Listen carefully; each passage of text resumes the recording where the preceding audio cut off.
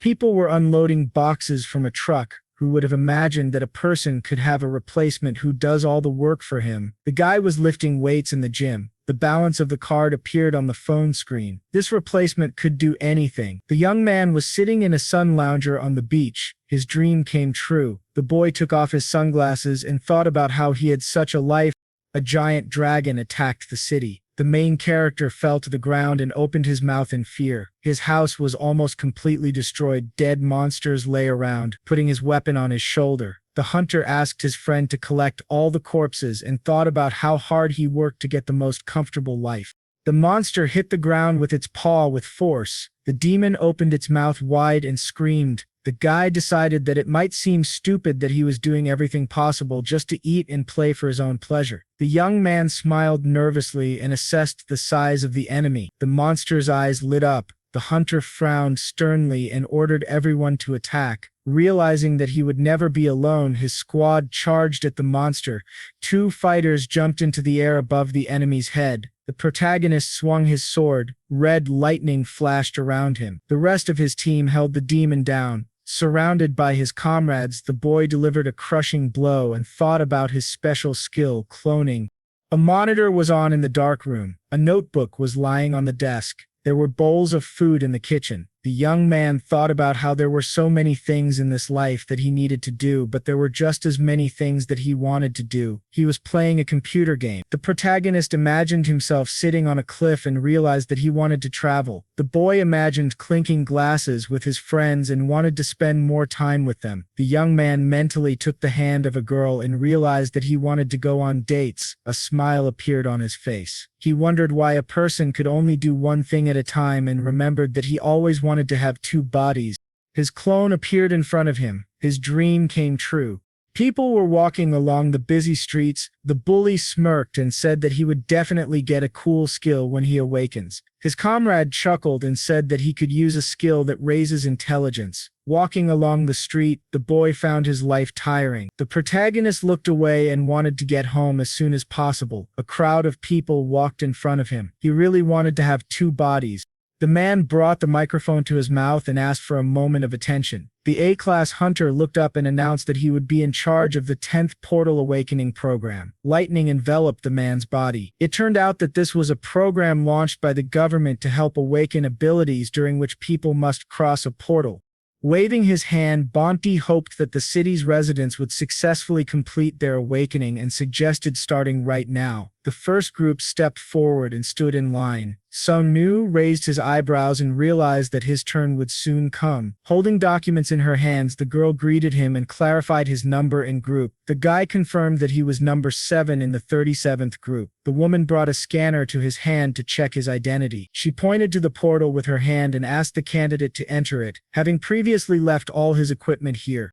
The young man took a step forward. Bright lightning struck from the black rift. The student's eyes widened in surprise. The protagonist closed his eyes and stuck his hand into the portal. User identification began, and soon the system reported the completion of registration. Sono opened his eyes wide. Putting his hand to his head, he felt severe pain and realized that he had momentarily lost consciousness.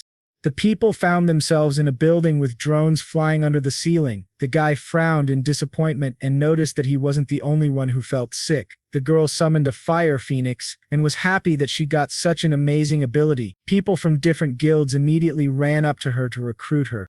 Someone approached the young man, smiling. The stranger congratulated him on waking up and asked how he was feeling. The student stood up and said that he was feeling sick. The man said that it would soon pass and asked if he had checked his skill. The protagonist frowned and said that he was just about to do that. A status window appeared in front of him. Sonu's eyes widened in surprise. He said that he had gotten the cloning skill. As soon as he thought about it, the guy looked at the values of his characteristics and was upset that they were so low. The young man raised his eyebrows and decided to check the skill description. The system reported that the maximum number of clones depends on the user's level and is currently equal to 1. The student thoughtfully scratched his chin. The awakened man's mouth dropped open in shock when he read that there were no special conditions for using this skill, and he realized that it could be used for everyday activities as well. The stranger folded his hands behind his back and decided that his friend had already finished checking his status window. The protagonist confirmed. He said that everything was not so good. Smiling, the man asked him not to be upset, since all newbies have rather weak initial indicators, and asked what his skill was. Deciding not to hide it, Sangwoo raised his eyebrows and replied that he had received cloning. The guild representative stared at him in amazement and grinned. The boy looked at him in confusion. He tilted his head and asked if it was really that bad. The stranger told him that there was a person with the illusion cloning skill, but since his clones did not have a physical shell, they could not do anything. The young man smiled and thought that his clones were not illusion. The man raised his hands and explained that this was much better than awakening without a skill, and said that he could show his skill to the officials standing nearby so they could evaluate it more accurately. The student looked around. A crowd of people had gathered behind him. The boy raised his hand and it immediately turned to stone.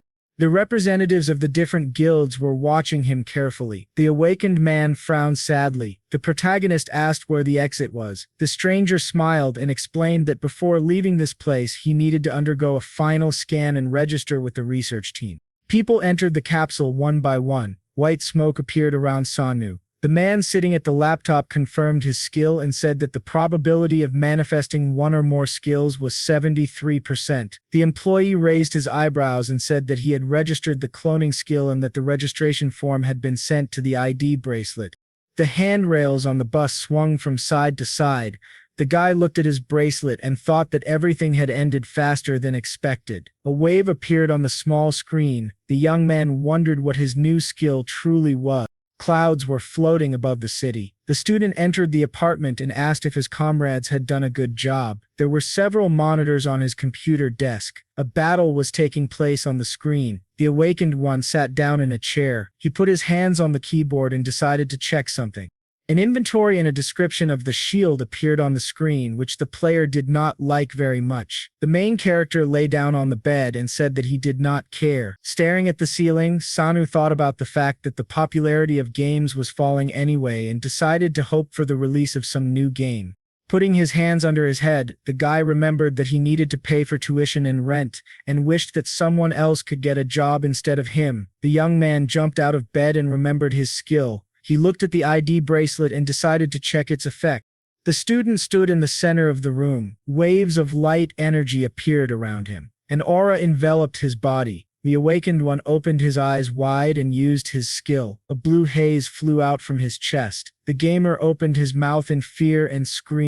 A thick cloud of energy appeared in front of him. A bright light appeared inside it. The flash lit up the room. Someone lowered their hand. Smoke flew around his feet. An exact copy of the protagonist appeared in the room. Sangwoo raised his eyebrows in surprise.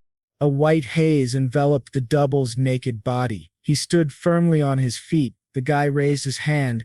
The young man's eyes widened in surprise, and he asked if it was really a clone. His exact twin raised his eyebrows and confirmed it. The student approached him and asked if he could touch him. The copy allowed him to do so. The awakened one frowned tensely and thought that he was too embarrassed. He slapped himself in the face to come to his senses. The gamer grabbed the double by the shoulder. The protagonist opened his mouth in shock and realized that this was a real physical body, not an illusion. A white haze covered the groin of the completely naked clone. Sangwoo smiled and said that he needed to put something on first. There was a wrinkled sweater on the floor. The twin put it on. The guy remembered that he could give him orders. The young man thought about asking him to sit down, and the copy immediately did so. The student smiled and realized that he didn't even need to say the orders out loud. The double stood up when the awakened one mentally asked him to do so. Then the clone sat down a few more times. His face was covered in beads of sweat due to fatigue. The gamer put his hand to his chin and decided that he had the same stamina as him. The phone vibrated in his pants pocket. The protagonist took it out and saw messages from his comrade. A conversation appeared on the screen. Jando said that he had 2 hunter skills and asked his friend to answer him as soon as possible. Sangwoo started texting while his twin tried to catch his breath. In the chat, his comrade assumed that he had received some stupid ability and began to laugh at him. The guy frowned in displeasure and called him a real chatterbox. Suddenly, a message appeared in front of his face saying that his stamina had increased by 1,000. George was standing on the roof of the building. He was the owner of the Flicker skill, an S-class ranker who became the first person to pass Odine's tower, which no one had been able to conquer before. The elevator doors in the main building of the Enlightenment Group opened. The guild employee entered the office and reported that at the moment, according to the analysis, 80% of the population of 300 million people were awakened. The guild leader asked how long it would take for a 100% to awake. The girl looked at the tablet and explained that, given the number of participants in the awakening program, they could expect it within the next 5 years. Looking at the city, the jumper decided that it was not that long. George was standing by the panoramic window. A giant skyscraper rushed into the sky. The protagonist went for a run. His face turned red and was covered in beads of sweat. The athletes sitting on the bench noticed him. One of them assumed that he would soon faint because he was running in such clothes. Sangwoo sat down on the bench. Someone handed him a bottle of water. The stranger smiled and offered him a drink before the next lap. The guy opened his mouth but remained silent. At that moment, the young man got up from the bench and ran on. The woman looked after him and assumed that he was just an introvert. The student ran through the park. At home, he woke up, stood on the scale, and saw that he weighed 78 kg. The slimmed-down gamer pursed his lips. His body had become a little more athletic. Scratching the back of his head, the protagonist realized that he had lost 9 kg this month despite the constant feeling of hunger, and thought that he was doing nothing, yet his body was getting better day by day. Sangwoo looked at the notifications about the increase in characteristics and decided that it was not for nothing that they say skills come from a person's hidden desires. The guy sat down in a chair and remembered that he had learned something while using clones. The young man imagined how he hit his copy and how it ran around the park and concluded that its pain and fatigue were not transmitted to him. After an exhausting run, the double melted into thin air. Clones disappear if they receive damage or spend energy above the limit. The student looked at his twin. Its appearance directly depended on the appearance of the owner. While the awakened one lay on the bed, his copy continued to exercise despite the large distance between them. The gamer clenched his fist and ordered the double to use his skill, but this was impossible. The protagonist closed his eyes and thought that this was quite logical, since otherwise he would have an infinite number of clones.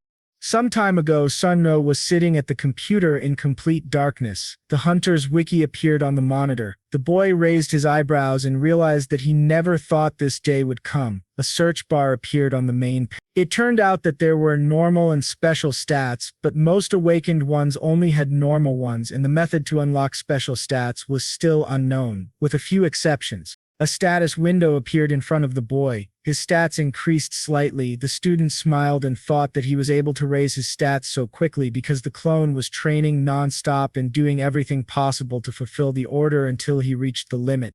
The awakened one put his hand behind his head and wondered if this meant that he could double the points he got if he moved with the clone. The gamer picked up a flyer for a gym. The flyer said that this gym provided a personal trainer and a full range of exercises. The protagonist looked up from the flyer. A battle was taking place on the computer screen. Sangwoo smiled and decided that he would be the head, and his double would be the limbs. The guy unlocked his phone and looked at his balance. The young man frowned and realized that he didn't have enough money to pay for the registration. The student looked ahead and remembered that he had spent a lot of money on food. He looked away and decided that he needed to find a part-time job. The awakened one placed his hands on the keyboard. The gamer raised his eyebrows and thought that he needed to find some construction work because it would help him train his body and earn money at the same time. The protagonist looked at the list of vacancies and realized that he should do it himself first, because the clone would not be able to succeed if he was given an order in an area unknown to both of them. Sangwoo frowned with interest. A description of a vacancy appeared on the monitor for the Webtoon Logistics Center, which was looking for a delivery worker. The guy pressed the call button, considering this vacancy ideal. The young man put the phone to his ear and said that he saw an advert for workers on the website. The manager explained that there would be no preliminary interview and that he could come straight away and start working. Sitting in front of the computer, the student said that he wanted to start working tomorrow. He raised his eyebrows in surprise when the employee of the center asked if he could start working today. The awakened one looked away and answered that it was possible. The employee of the company said that he would be waiting for him at the logistics center at 6. The gamer pressed the end call button and wondered if there was no one else working there. The protagonist leaned on his hand and decided that he did not care, as long as he was paid.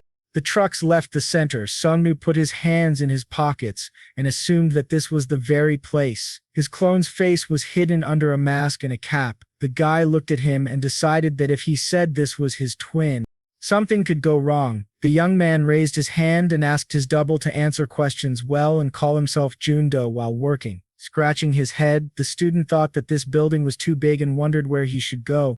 The awakened one raised his eyebrows in surprise when someone called out to him. The man smiled widely and asked what brought him here. The gamer opened his mouth wide and recognized him. Doc Chill. He shook his hand and said that he didn't even recognize him because he had lost weight.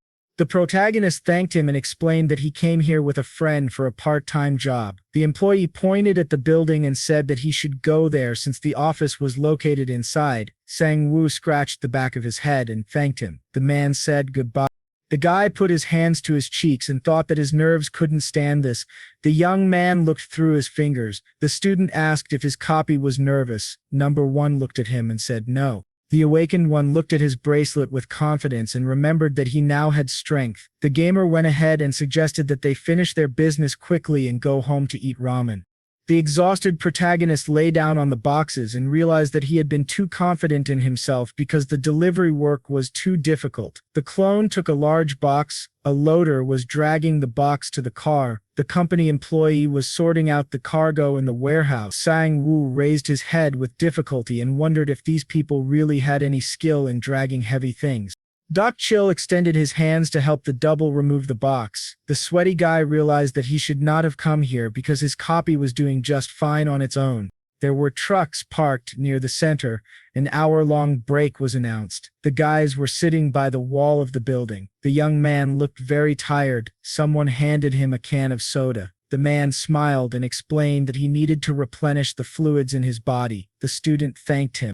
A local worker sat down opposite him and asked the name of the diligent loader who had not said a word during this time. Number 1 introduced himself with a false name. The center employee smiled widely and concluded that his friend was doing this kind of work for the first time. Looking up, the awakened one confirmed this and called the work quite tiring. Sitting opposite him, Doc Chill chuckled and said that he and his friend had courage, since most of the guys would have already run away by now.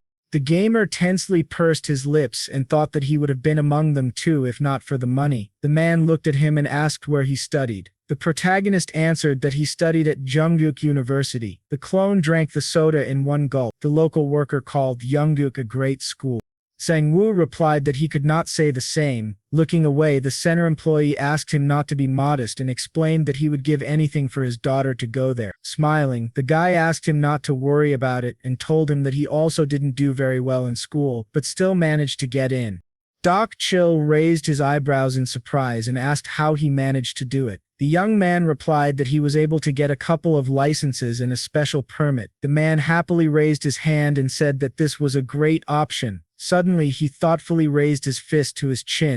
The local worker smiled and asked if his friend wanted to get another part-time job. The student opened his mouth in surprise and asked what he was talking about. The center employee extended his hand and offered that he tutor his daughter instead of getting tired here. The awakened one widened his eyes in shock. The gamer thoughtfully looked away. A phone screen appeared in his memory showing the meager balance of his card. The protagonist frowned in confusion. Sangwoo extended his hand forward and asked if he would need to tutor her in all subjects. Doc Chill confirmed this and explained that he was embarrassed to say such a thing about his own daughter, but she was actually a bad student. The man spread his fingers and offered 50,000 for each 2-hour lesson, a couple of times a week. The boy looked away and decided that it wasn't that bad, considering the time it took. The boy shook his friend's hand and agreed. The local worker thanked him for his help. Standing up, he promised to contact him after discussing it with his daughter and asked if he still had his old phone number, which the student confirmed. The awakened one looked up at the sky and hoped that everything would work out with the tutoring. A notification about the increase in stats appeared in front of him. The gamer smiled widely and was happy that he got both the job and the stats. The loader left the warehouse. The protagonist turned around and remembered that he still had something to do. Sonu opened the black bag and decided to have a snack. However, the bag was empty. Number 1 was already eating his second sandwich in a row. The boy smiled nervously and closed his eyes. The clone threw an entire bag of buns into his mouth. Sitting opposite him, the young man asked if he had really eaten everything. The next morning, the student was lying on his bed. The awakened one gritted his teeth and said that he was about to die. The gamer got out of bed and decided to use the double for this part-time job from now on. A message about increasing characteristics appeared next to him. The protagonist realized that the twin was still working. Closing his eyes, Sangwoo asked him to come back and thought about how he wanted to recall him and call him again, because if he didn't do this at home, his clothes would disappear. There was a pot of soup on the table. The guy smiled broadly and was glad that he was able to eat a hearty meal. Suddenly, the young man looked down. The door of the apartment opened. Number 1 came inside and announced his return. The student looked at him in surprise and asked him to wash himself and change his clothes. Water dripped from the shower. There was dirty laundry in the basket. The awakened one approached the clone who had just come out of the shower. The gamer frowned and asked him to give him a hand. The double raised his hand. The tense protagonist took a sharp needle in his hand. A drop of sweat rolled down his cheek. Sonu remembered that if the copy was recalled, his body would scatter in the wind because it was not a person and not a living creature at all. The guy pierced number 1's finger with a needle. A drop of blood appeared on it. The clone looked ahead indifferently. The young man took a handkerchief and asked him for forgiveness. The rag absorbed the blood. The student wondered when the regeneration characteristic would become available to him. A description of regeneration appeared on the hunter's wiki page, which said it could be mastered by constantly leaving wounds on your body. The awakened one leaned on his hand and asked himself if this characteristic would appear if he did this for another month. The gamer pursed his lips and thought that he was afraid to inflict a wound bigger than this, so he should stop there. The protagonist looked at the doppelganger and asked him to eat ramen whenever he felt hungry and to continue training. Sangwoo handed him his spare phone and told him to take it when he went to work and to make sure to answer his calls. The sun's rays illuminated the houses. The guy was walking down the street holding an advertising flyer. Suddenly, someone put a hand on his shoulder. The young man turned his head and saw his friend. The student removed his hand and said that it was too hot today. Yando was surprised that his friend had lost so much weight. The awakened one narrowed his eyes and explained that he was working out and was on his way to the gym. Putting his hands on his stomach, the brunette said that these were also muscles and asked which gym he was going to. The gamer replied that the gym was called Strong Body. The man gave him a thumbs up and said that it was a good place.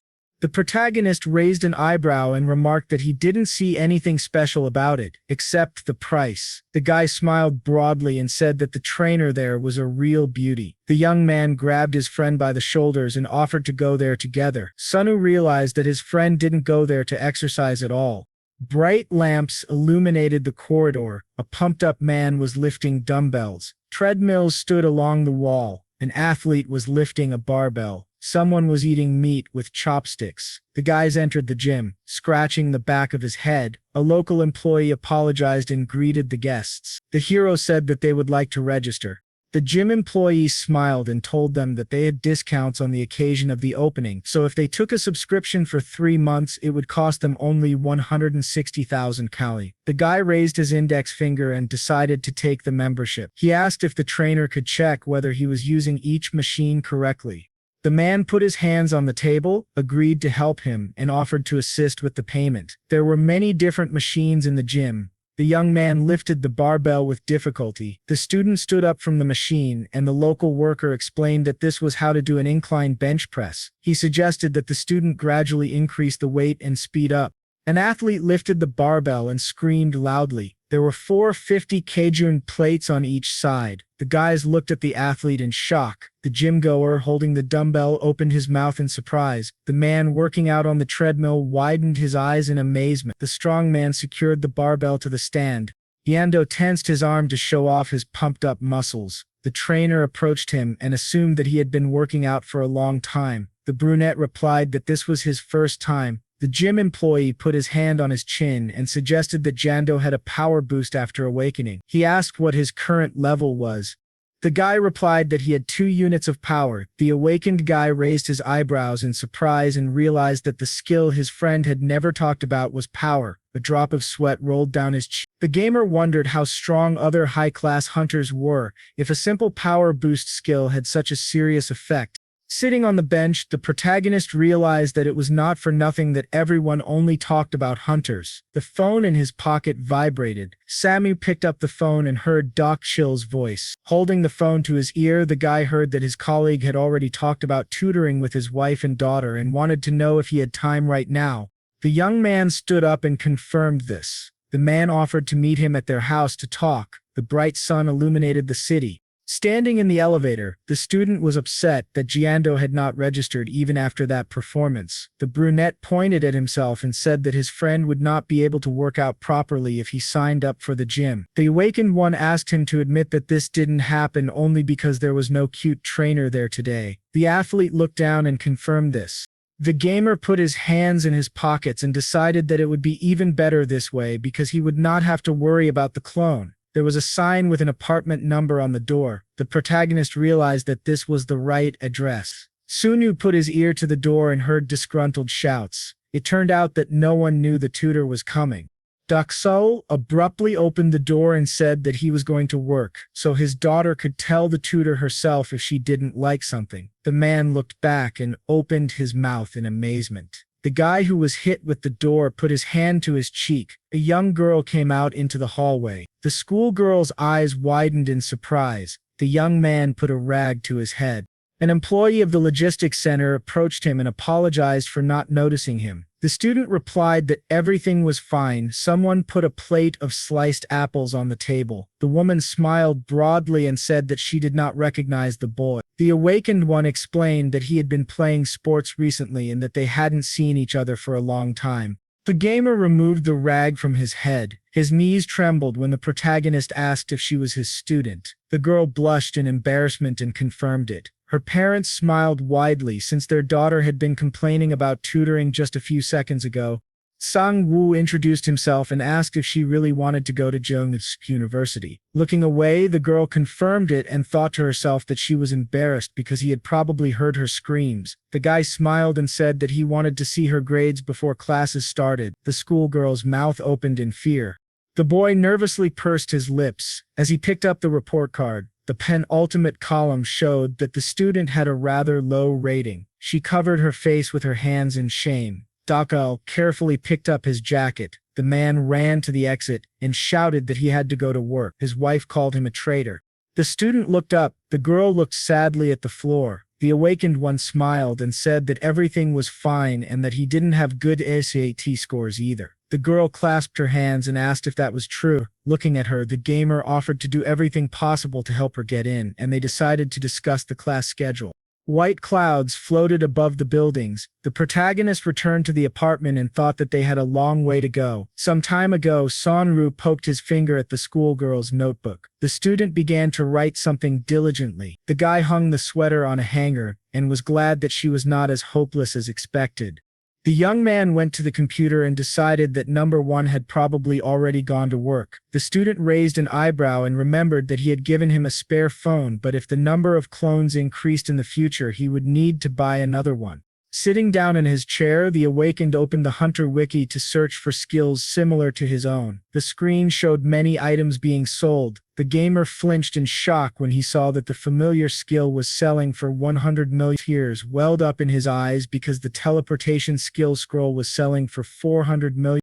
The protagonist leaned on his hand and decided that he would buy a house instead of a skill if he had that kind of money. Sonmu leaned back in his chair looking at the screen. The boy thought about how it would take him forever to buy even one skill and wondered if hunters really made so much money that they could afford all that.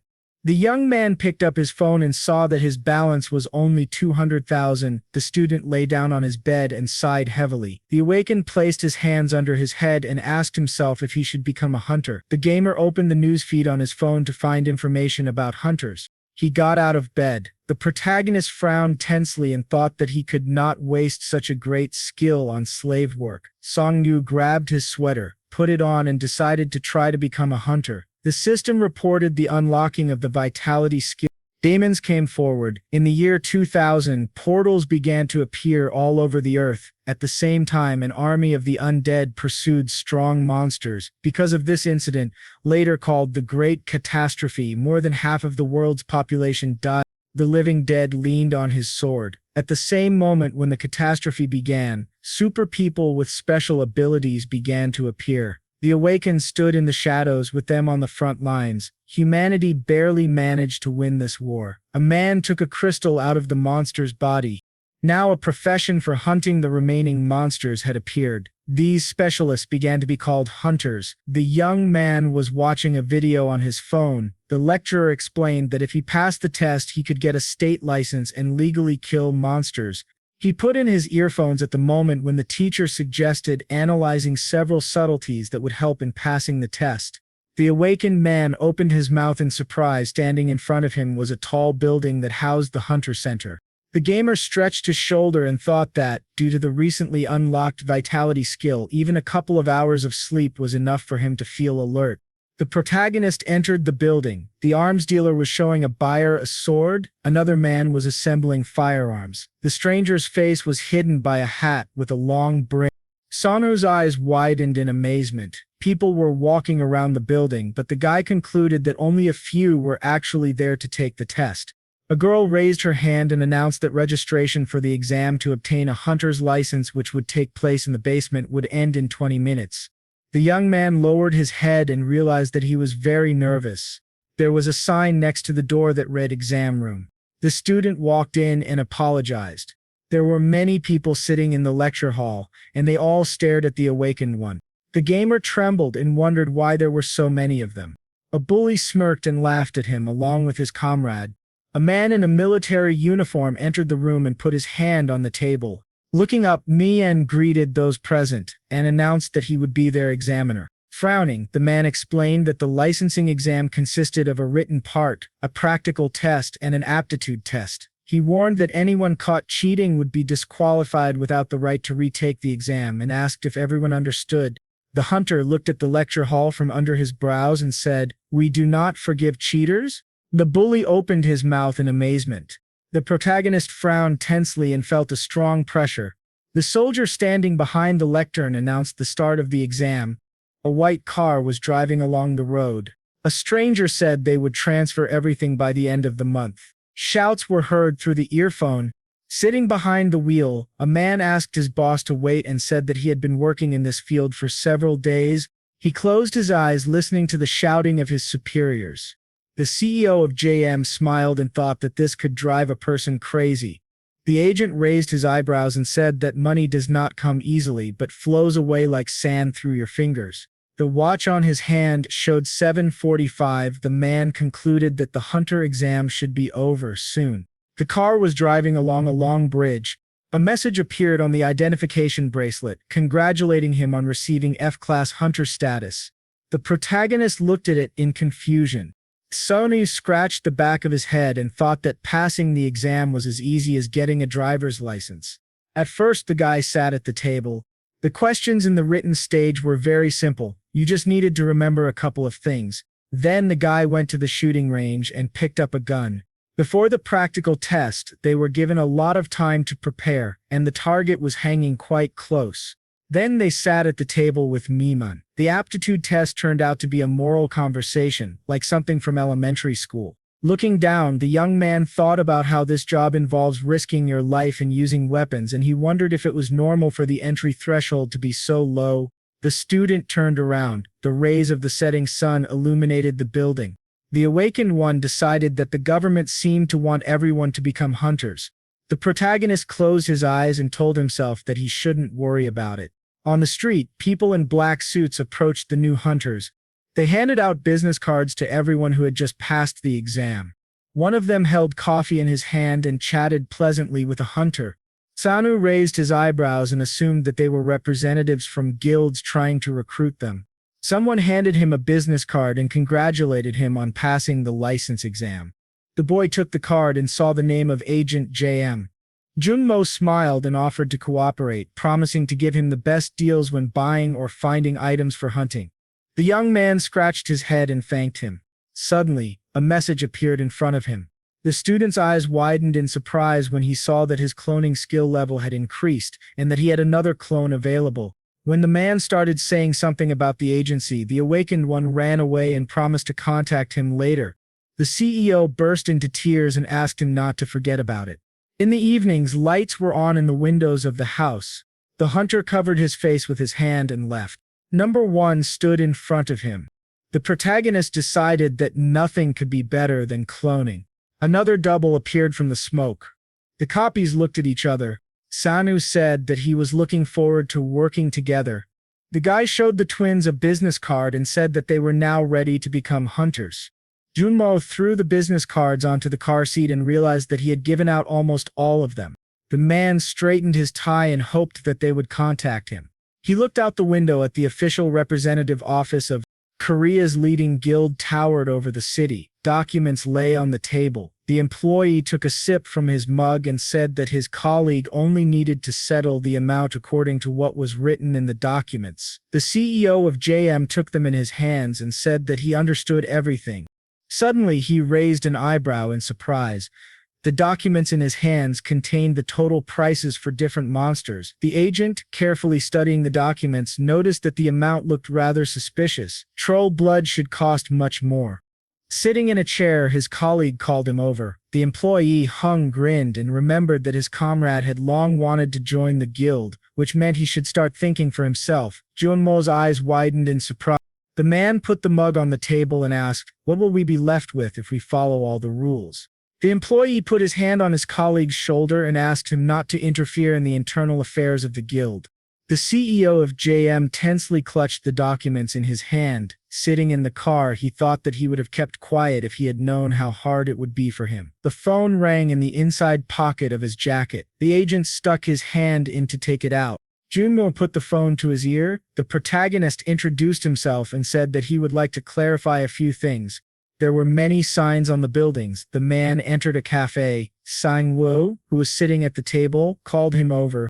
The CEO of JM sat down across from him and apologized for being late. The guy replied that he had just arrived. The cashier was standing behind the counter. The two decided to order a drink. There was iced coffee on the table. Smiling, the agent asked if his client would like to go to a territory that even a newbie could handle. Upon hearing an affirmative answer, he asked permission to know his skill. Holding the coffee in his hand, the young man replied that his skill was cloning. Junmo put his hand to his chin and remembered that this was a skill that created illusions incapable of doing anything. The student drank all the coffee in one gulp. The man realized this was a newbie with illusions that were physically incapable of anything and wouldn't help in hunting. Handing him the documents, the CEO of JM called his skill excellent and asked him to read the terms of the contract. With his arms outstretched, the agent recommended the slime hunting grounds because they had the least dangerous monsters. He explained that one must wear a mask and protective clothing to enter, and that they should not stay there too long because of the toxic fumes. The awakened one took a picture of the contract and said it would not be a problem for him. Junmo raised his hand and added that there was also the horned hare hunting grounds, which had a safe barrier for shooting. However, the prey was hard to catch, making it very difficult to earn money. The hunter carefully studied the contract. The man said that there were also low-class monsters such as giant rats, but only the aforementioned monsters lived in areas where his company could guarantee safety. The protagonist raised his eyebrows and said that he liked both places and that the price of the items for sale also looked attractive. The Sangwoo placed the documents on the table and said he wanted to enter into the contract. The CEO smiled and thanked him. He picked up the notebook and asked which territory the client would choose. The guy stamped it and thought the agent had misunderstood something. The manager winced when he saw that someone else had stamped it. A red mark appeared on the document. Junmo looked away in surprise. The boy smiled and explained that he would be hunting in both places at once. A while ago, a man sitting in his office had asked if his client had the cloning skill. The man in the ninja suit confirmed it. The CEO of JM raised his hand and asked him to show his ability. The awakened one raised 2 fingers and agreed. 2 illusions appeared next to him. Lightning flashed in the office. 4 copies of the skill owner appeared behind him. The agent smiled happily. The clone pulled out a sword from behind his back. The doubles pointed the weapon at their master. The manager raised his eyebrows and asked them to stop. The copy swung the sword. Several blades pierced the hunter at once. Junmo covered his face with his hand in horror. The client asked him to calm down. The man looked at him tensely. The awakened one passed his hand through the sword and explained that it was not real. The CEO of JM tried to touch the sword, but his hand passed through the blade. The clones turned into white smoke. Their master said that this was a good skill to distract monsters. The agent covered his face with his hand and sighed heavily, saying that he had seen enough. Now the manager opened his mouth in shock. He thought about the cloning skill he had just witnessed. It was definitely related to illusions. In front of him sat a double of the main character. Jun Mo remembered how he had held the contract in his hands. In his memory, the copy even drank a glass of coffee. The man gritted his teeth and realized that he had never encountered anything like this before. The CEO of JM looked up and assumed they were twins. Sangwoo closed his eyes and left. The guy pointed at his clone and decided that was a reasonable assumption. The young man placed his hand on the shoulder of the double. He had an indifferent expression. The student explained that his skill could actually be confused with another, but it was not an illusion. The awakened one raised his eyebrows and said that he had another copy, but it was currently at the fitness center. The agent opened his mouth in surprise and asked if clones could really build muscle. Showing him his biceps, the hunter confirmed this and added that his own body also became stronger thanks to it. The manager realized that his client could raise his stats with the help of his doubles. Putting his hand on his chin, Junmo called it amazing and decided that this man had great potential since his skill was completely incompatible with an F-class rating. The protagonist placed his hands on his waist and suggested returning to the issue of the hunting grounds. Sanu raised his hands and asked if there could be problems due to the same person entering two places at once. The man raised his eyebrows and said that there could indeed be issues with this, since there was a record at each entrance. The boy shed tears and decided that his plan wouldn't work. Pointing behind him, the JM CEO promised to talk to the association to find a way to solve the problem. He asked if the client could come with him to scan the bracelet and demonstrate his skill. The boy scratched his head and warned that he would not be able to use the skill until tomorrow evening due to the cooldown. Looking at him and his clone, the agent suggested meeting at the Hunter Center in 2 days. The manager took a pen and remembered the contract. The student picked up the seal and reminded him that he had already stamped the documents. Junmaro suddenly stood up from the table. The man extended his hand and said that he was looking forward to their cooperation. The awakened one smiled. They shook hands. The hunter looked at the man and said that the feeling was mutual. 2 days later, clouds were floating above the skyscraper. The protagonist looked around. Sanu looked back when someone called out to him. The JM executive adjusted his tie and noticed that his client had arrived quite early. The guy explained that he thought they were expecting him and asked if it was true that the association was located in the hunting center. The agent raised his hand and replied that most of the departments operated in that building. A small device issued a ticket with a number. There were many people in the building. A voice invited numbers to different windows. The center employee raised his eyebrows and asked if the visitor really wanted dual access to the hunting areas. Sitting opposite him, the young man confirmed this and explained that he had the cloning skill, but the identification bracelet only existed in one copy. The employee said that he was the first since the jumper to request a duplicate. While the employees were looking for the necessary documents, the student tensely pursed his lips and decided that this was quite expected, since it was not a typical situation. Sometime later, the worker putting a pile of papers on the table explained that it was an application for a permit and asked the visitor to go to the government office to fill out the necessary documents. The heroes opened their mouths in amazement when they saw how many papers there were. Taking them in his hand, the manager promised to sort them out and asked his client to go to the showroom. The awakened one thanked him. Junmo handed the documents to the center employee. The hunter approached the girl in a robe. Lightning flashed around him. A completely naked clone appeared in front of him. The protagonist opened his mouth in fear. The woman adjusted her glasses. The mechanic was working on the machine. The engineer carefully looked at the bracelet. The old man raised his thumb and said that now the doubles could enter the hunting area by scanning their fingerprints. He handed Sang the bracelet and explained that they took into account the possibility of simultaneous entry and exit from different places, as well as repeated entry. The man put his hands on his shoulders and said that his skill had not been seen before, not only in Korea but in the whole world. The guy hugged his double and said that it was time for them to go. The mechanic frowned in disappointment and thought that he would make a great research subject. The young man raised his hand and said that he had settled everything. The CEO of JM congratulated him. The student smiled, glad that the preparations for the solo hunt were finally complete. Raising his eyebrows, the agent confirmed this and asked if his client was going there right now. The awakened one said that he had no other business today anyway. The manager crossed his arms and asked why his copy was hidden behind a mask. The hunter replied that he didn't want to draw unnecessary attention to it. Someone was watching their conversation from the balcony. The stranger standing in the shadows chuckled. Hyung scratched the back of his head, surprised to see this person here. Jin Mo looked back when someone called his name. There was a bang on the balcony. The guild leader jumped down. He smirked and stated that it had been a while since they had seen each other. The protagonist frowned sternly. The man furrowed his brows in disbelief, surprised that his colleague was still dealing with hunters. Sangwoo looked up and realized that the man had just jumped from several stories. The CEO of JM tensely pursed his lips. The agent bit his lower lip and said, "Hello." The scoundrel clutched his stomach and laughed at him. Hyun looked down at him and asked who that boy was.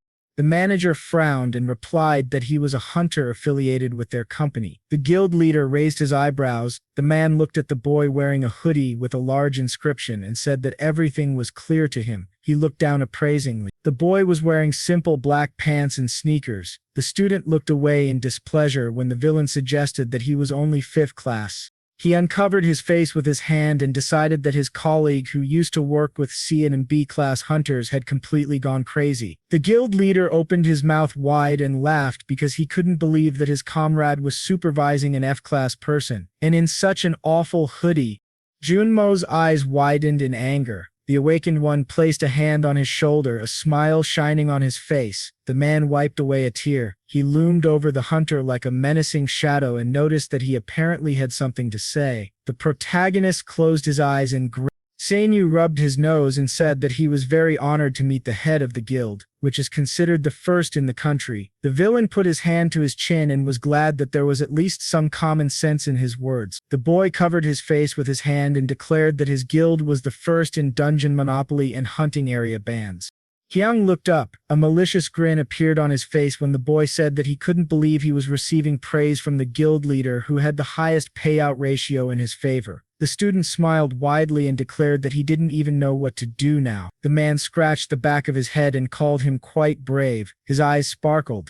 Suddenly, the villain appeared behind the awakened one and asked if his skills were the reason for his bravery. The hunter turned around in fear. The man in the black suit opened his mouth wide and called out to his boss. The assistant ran up to the boss. He was upset that the funbreaker had come. The guild leader let the protagonist go and decided to call it a day. He smirked and asked his name. Sanu raised his eyebrows and suggested that he find out for himself. The man waved his hand, calling him funny, and promised to see his colleague next time. The scoundrel headed toward his employee, who asked him not to act like that inside the building anymore.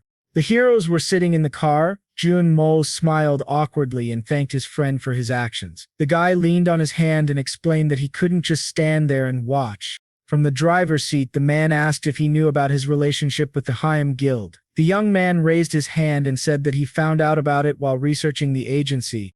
Sitting at the computer, the student noticed that there wasn't much information about him online, but he did find one rumor that concerned his agent. An article from the Hunter Wiki appeared on the screen, where a user wrote that the JM representative was a former Hume Guild employee and warned that those who signed a contract with him would face the road to hell. Holding the steering wheel, the manager realized why no one was joining them anymore. The awakened one explained that people were simply afraid of being targeted by a large guild. Jun Moy asked why the client chose their agency in that case. A drop of sweat rolled down his cheek. The hunter threw up his hands and said that it was all because of the favorable payment ratio. His clone was sitting in the back seat. The protagonist smiled and added that he could trust his comrade if he didn't like something about this industry or the guild. The man's hands shook. The car drove along the highway. There were treadmills in the gym. The athlete's bloody hands were bandaged. His pumped-up legs trembled from the strain. Number 1 was lifting a heavy barbell. The trainer bit his nail in fear. The girl approached him and asked if the man would be okay. The gym employee said that he had already tried to talk to him, but it was pointless.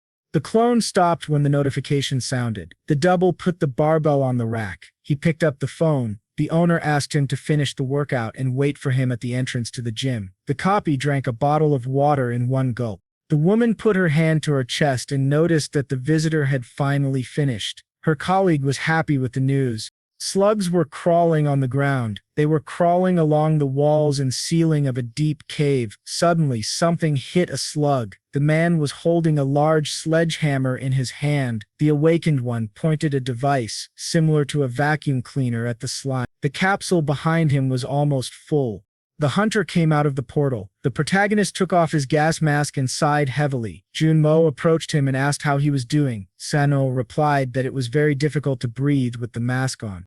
The man crossed his arms and explained that people usually did not come here even though the slug area was considered safe. The boy looked at his torn glove and concluded that he could not last very long here.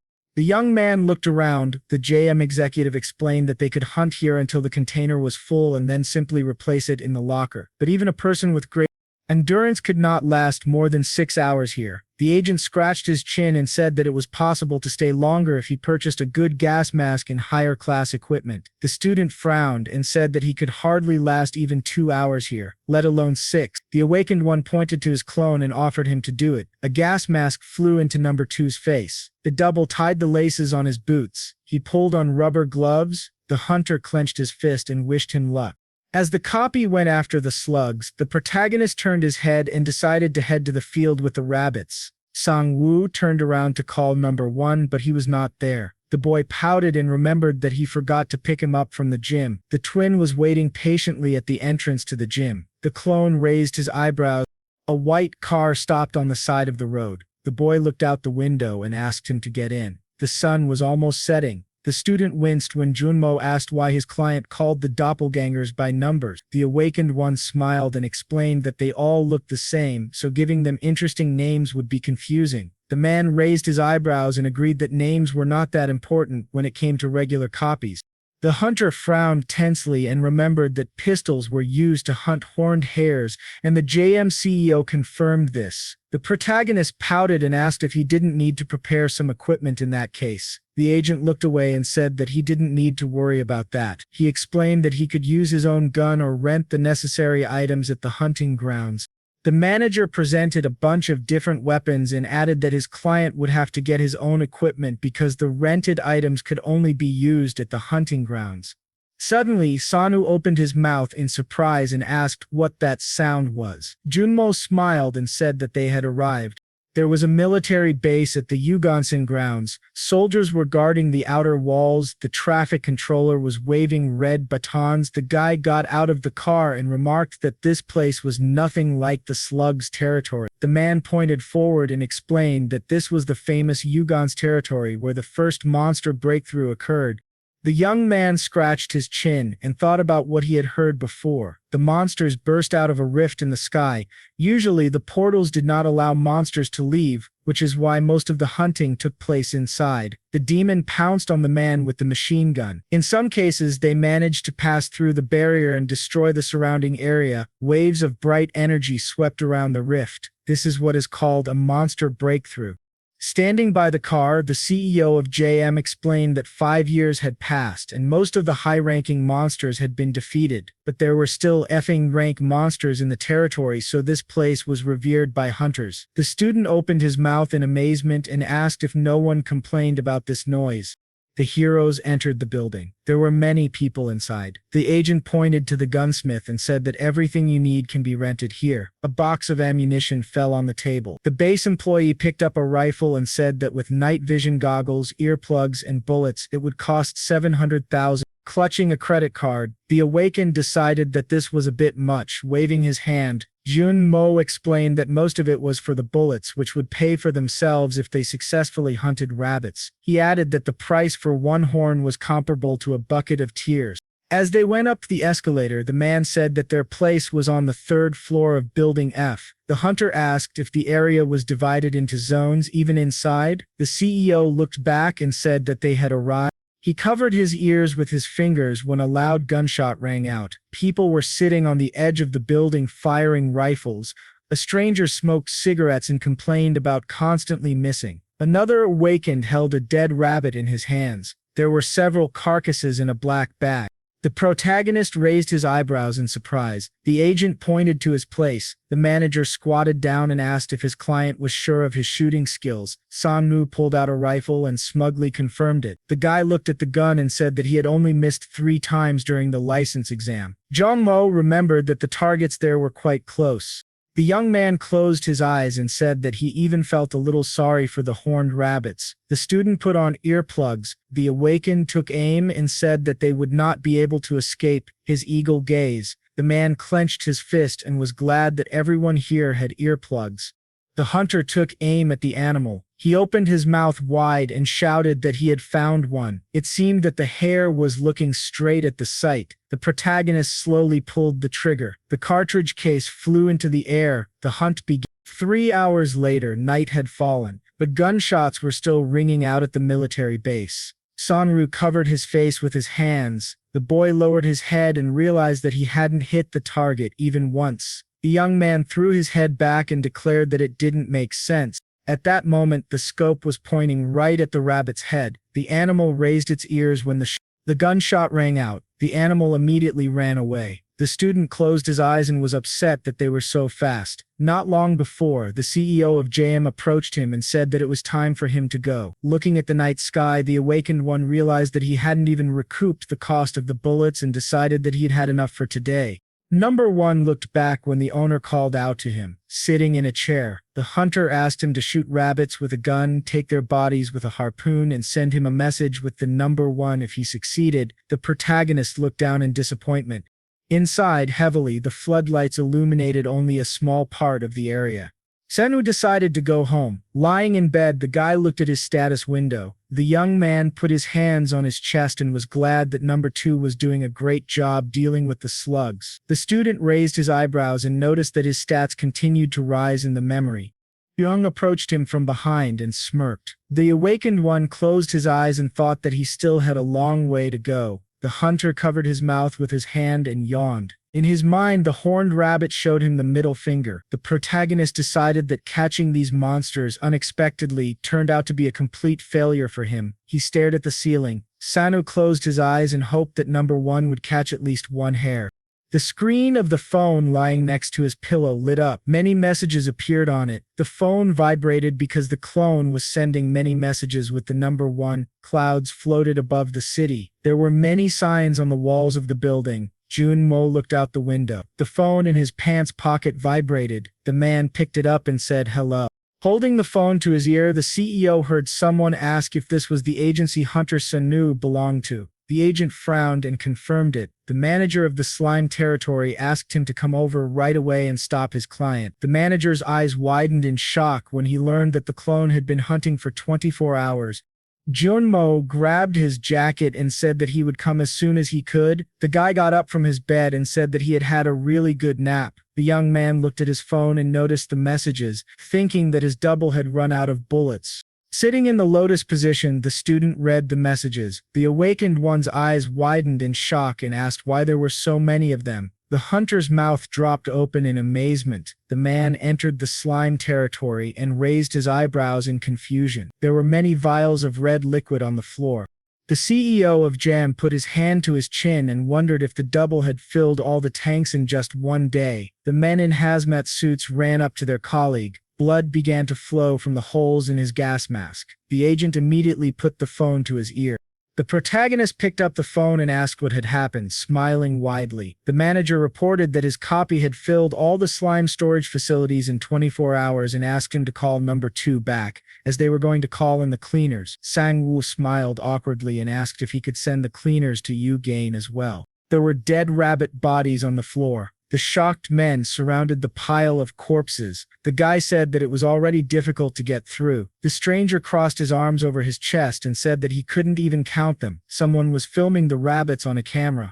Number 1 sat on a chair. No one could believe that he managed to catch all those rabbits by himself. Someone approached him and said that his skills were simply incredible. The man handed him a business card and introduced himself. Baek put his hand on his chest and asked if the hunter belonged to any guilds. The clone silently looked forward. The leader of the recruiting team smiled nervously and decided that he needed to be patient, since most talented people were very strange. The man behind him crossed his arms and left. There was a crowd of representatives from different guilds nearby.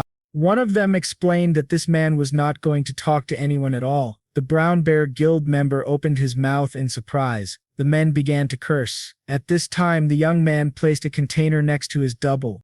The awakened one looked up and said that these were extra bullets. There were many bullets in the box. The hunter asked the double to continue hunting and hand over the corpses to the agent. The protagonist put his hand on his shoulder and praised him for his excellent work. The twin raised his hands in joy. Number one picked up the rifle. The people around him opened their mouths in surprise when they saw that he had started hunting again. They crowded around him and decided to watch him hunt. There were many books on the shelf. Sangwoo realized that he had underestimated the capabilities of his clones. There were study supplies on the table. The guy thought about the fact that the doubles now receive 50% of his characteristics, which means that they must be half as weak as him. Holding a pen, the boy noticed that they were distinguished by an automatic desire to complete a task and the ability to make a decision without hesitation. The student dropped the pen when someone called out to him and asked what was wrong. Hyung tilted her head and asked what he was thinking. After handing her a piece of paper, the awakened one apologized and said that her results had improved since their last meeting. The girl was happy about this but still wanted an answer to her question. The protagonist leaned on his hand and told her that he had visited the hunting grounds and that everything had gone much better than expected. The girl gaped in surprise and asked if he was a hunter. She stood up from the table and said that she did not know about it.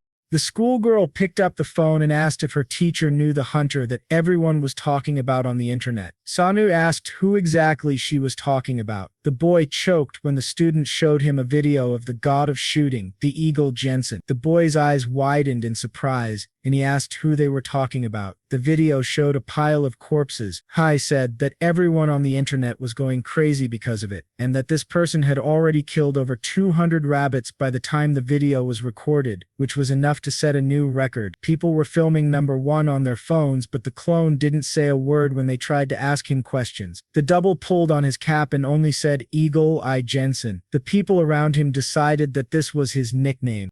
The student's mouth fell open in horror. Looking at the phone, the girl said that she really dreamed of becoming a hunter. The main character asked if she had managed to wake up. The girl looked away and replied that she had received a license but was afraid to go to the hunting grounds. She pursed her lips. The schoolgirl tucked her hair behind her ear and asked if her teacher could go hunting with her if she managed to get a good grade. Sangwoo raised his eyebrows and promised to take her with him, only if she could get into the university. The student smiled happily and asked if it was true. The guy confirmed it and said that he also knew some safe hunting grounds. Haijai raised her little finger and asked him to make her a promise. The boy smiled. The heroes hooked each other's little fingers. The girl raised her eyebrows and hoped that he would not change his mind.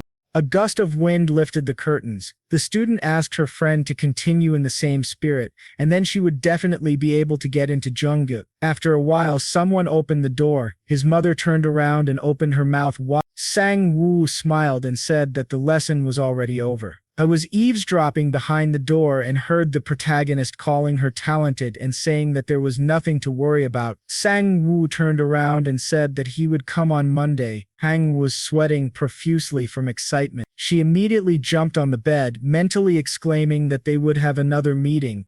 The girl looked at the bright sphere and said that he was a hunter, and thanks to this, their communication went smoothly. She smiled and thought that at first she did not like this idea because he was an acquaintance of her father. She remembered his appearance. The girl remembered how he pointed his finger at the notebook and explained something. Hey! Remembered how he smiled. She blushed deeply, thinking that he was kind, explained well, and was also handsome. She lowered her head then the girl raised her head and exclaimed that she needed to study.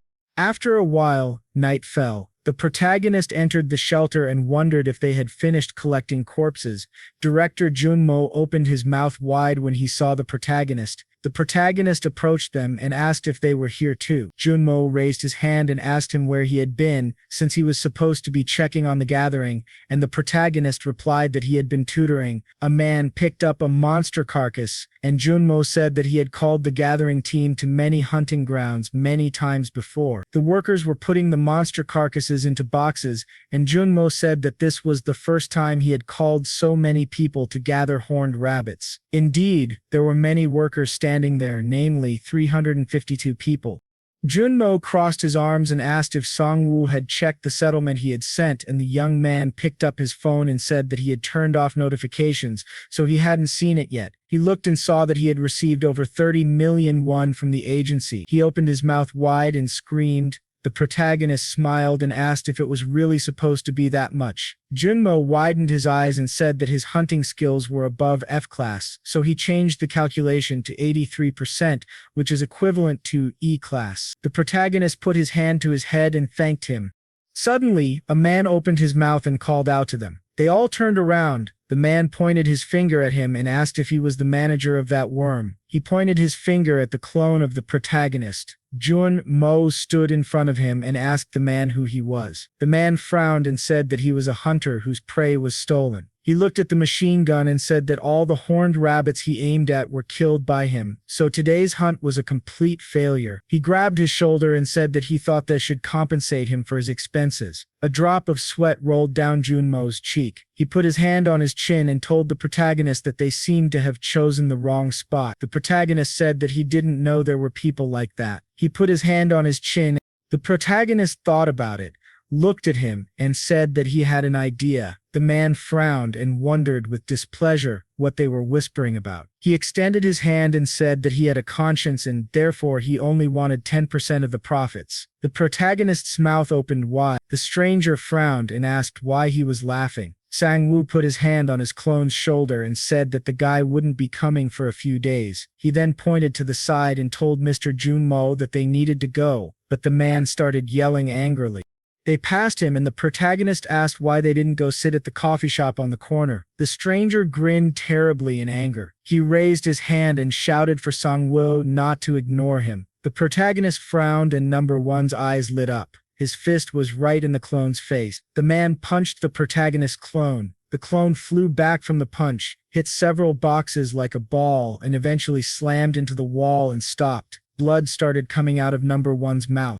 The man opened his mouth wide and shouted that he hadn't hit him that hard. Sangwoo was holding his phone and shouting about how cruel the man was. He opened his mouth wide and started talking about how this was an act of violence on a sacred hunting ground, so people wouldn't let it go that easily. The stranger looked around and was very worried. The protagonist closed his eyes and exclaimed that it would be really bad if this video leaked online. At the same time, he thought that it would be shocking news. The man frowned and lowered his head. The protagonist showed him the video. The man stood with his head down and Sangwoo suggested that they part ways on good terms. The man suddenly bared his teeth and finally resigned himself to it. After a while they were sitting in a cafe. The protagonist opened his eyes wide and asked about the Hong Guild. Junmo pointed and said that he thought the hunter who attacked him today belonged to that guild. The clone was also sitting next to them and Junmo said that since the Hong Guild is huge, all kinds of people gather there. The protagonist extended his hand and asked how Junmo knew that the man was from the Hong Guild. The agent remembered the man sitting behind him and so he said that the hunter had been keeping an eye on him ever since he came to collect the corpses. A tear rolled down his cheek and he became worried about something.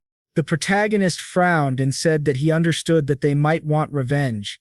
Junmo closed his eyes and said that they did this because they thought that his clone was another hunter who had made a contract with them. Even before that, the hunters of the JEM agency were being bullied. Sangwoo drank juice while the agent talked about how they did not stay with them for long and that everyone was leaving. At the moment, only a few F-class hunters remained, including the protagonist. He lowered his head and said that even now he cannot promise that there will be no more problems from the Heesung Guild.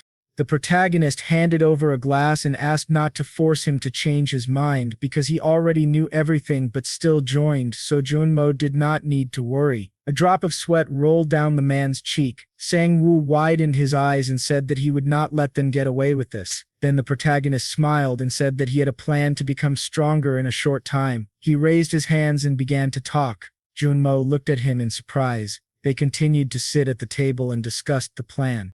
After a while, the protagonist smiled and asked Junmo what he thought about it. The man put his hand to his chin and said that he had never thought about it. He started writing something in a notebook and said that he was free tomorrow afternoon. He suggested meeting at a hunter shop. There were many hunters in the building. The trade in weapons, armor, and other items for hunting was active from the very beginning. Many hunters were walking around the shop. These department stores had gotten into the hunting industry, taking over a large part of the market. Thanks to this, you could find everything you could imagine there. The protagonist put on the armor. The consultant extended his hand and said that this protective gear was made of titanium. It would provide the protagonist with guaranteed protection from E-class monsters. Sangwoo smiled and said that the armor was quite light and comfortable, so he liked it. He picked up a knife. Sangwoo tested its sharpness and said that he would be mastering pistols, so he thought that was enough. He turned around and asked the consultant to give him 2 more sets of weapons and armor. After a while, he was holding a suitcase with equipment in his hands. Junmo looked at him and reminded him that the protagonist also said he needed skills. The protagonist looked away and said that he was looking for familiar skills, although he was not sure if there was one there. Then, they entered a store. There was a shiny sphere on the table. The protagonist looked at the display case. He looked at the sphere and happily exclaimed that this was what he was looking for. The protagonist looked at the description of the item, which allows the hunter to share his senses and vision with the creatures and pets he summoned. However, this item cost about 13 won, though the protagonist covered his eyes with his hand. He waved his hands and said that he thought it was time to take their relationship to the next level. Junmo looked at his phone and said that he wasn't sure if it was enough, but he thought he could lend the protagonist 50 million won right now. The protagonist smiled and said that he thought he could handle the rest. He looked at the sphere again and told him not to worry. In the reflection, he could see Sangwoo's face saying that if things didn't go as planned, they would recoup their investment in no time. After a while, he put the items on the floor. Sangwoo was reading the instructions. He opened his eyes wide and said that they needed to pour mana into the sphere, and for users who couldn't control mana, they needed to turn on the sphere while keeping it in contact with their body. The protagonist picked up a remote control and wondered if it was a power button. He placed his hand on the sphere. His face was tense, and his hand was shaking. Sangwoo closed his eyes and pressed a button. A bright light lit up the room. Nothing could be seen because of the strong light, and after a moment the system notified them that a new level 1 skill had been created. Sangwoo looked at his hands in shock. Then he looked to the side and found that the skill ball had disappeared. The youth clenched his fists and mentally said that the skill was now ready to use. He knelt down and ordered the clones to come over. The clones began to walk toward him. They were dressed in the armor that Sangwoo had bought for them. The protagonist looked at them and said that it was time for them to go. After a while, Sangwoo raised his hands and asked Junmo what he thought of the results of the hunt. Junmo raised his hand and said that, of course, everything went great and he did not expect such a result. The protagonist frowned and said that, like him, the endurance, agility, and clones were only half his capabilities, but one of them killed more than 300 rabbits. A man punched the clone in the face. The clone flew back, and the protagonist mentally said that he had ordered the clone to get hit and suffer from it in the most dramatic way. Besides, it is not that easy to calculate the timing perfectly and fearlessly put your face in front of a punch. The protagonist looked at Junmo and said that he thought the man could actually punch the clone in the face if he wanted to. Junmo widened his eyes and asked if Sangwoo was saying that despite their low stats, they were able to control the clones better. The protagonist gave a thumbs up and said that he would take advantage of this. He gave 2 fingers and said that they needed to visit 2 places first. He started talking about a training ground where he was going to learn long-range and close-range attacks using weapons. A man in a kimono looked at them and happily asked if they really came to register. The man in the cap smiled and exclaimed that he would now prepare everything for them to learn how to shoot. 2 clones also walked with the protagonist and trained. The 2 men looked at them in shock because in the first case they decided to immediately move on to sparring, and in the shooting range they immediately wanted to pick up a gun and start shooting. The man knocked the stick out of the sparring partner's hands and said that they needed to attack the hand so that the opponent would drop the stick. Then the man turned around and asked if he was a hunter, but did he really want to fight right away? The shooting instructor took his cap in his hand and asked if they knew what clay pigeon shooting was and if they were sure they wanted to take a gun. The clones frowned and said that they were sure of it. The second one held sticks in his hands and the first one held a real gun. The man picked up the remote control and said that they were starting. The trainer in the kimono held his hand out in front of them and started the countdown. And so, one of them began to fight, and the second one began to shoot at the clay pigeons from the shooting range. The second one hit the bald man with a stick. The first clone hit the plate, and it shattered into pieces. The coach's eyes widened in surprise. The shooting instructor looked up in shock. The second clone held sticks in his hands. The first one held a gun. Sangwoo was drinking juice at the table and talking about how he needed the familiar skill. Junmo's eyes widened in shock, and he wondered. The agent looked at the protagonist in surprise and asked if this wasn't a skill for sharing vision with a pet. Sangwoo replied that it wasn't just for that. He pointed and said that it was important that all senses were combined, including smell and touch. The protagonist stood in front of several tin cans while thinking about how he could use this skill while his clones were training, fighting, or shooting. Sangwoo closed his eyes and activated the skill. A blue aura appeared around him. Everything around him darkened, and he thought that he could experience everything. Meanwhile, the first clone was fighting. A bald man was running toward him. The second one frowned, then immediately lowered his head back and dodged the blow. The protagonist said that he could feel the angle of the joints and the balance of the body. The clone dodged back. Then the clone raised his head, and the protagonist felt the movement of each muscle and the flow of power.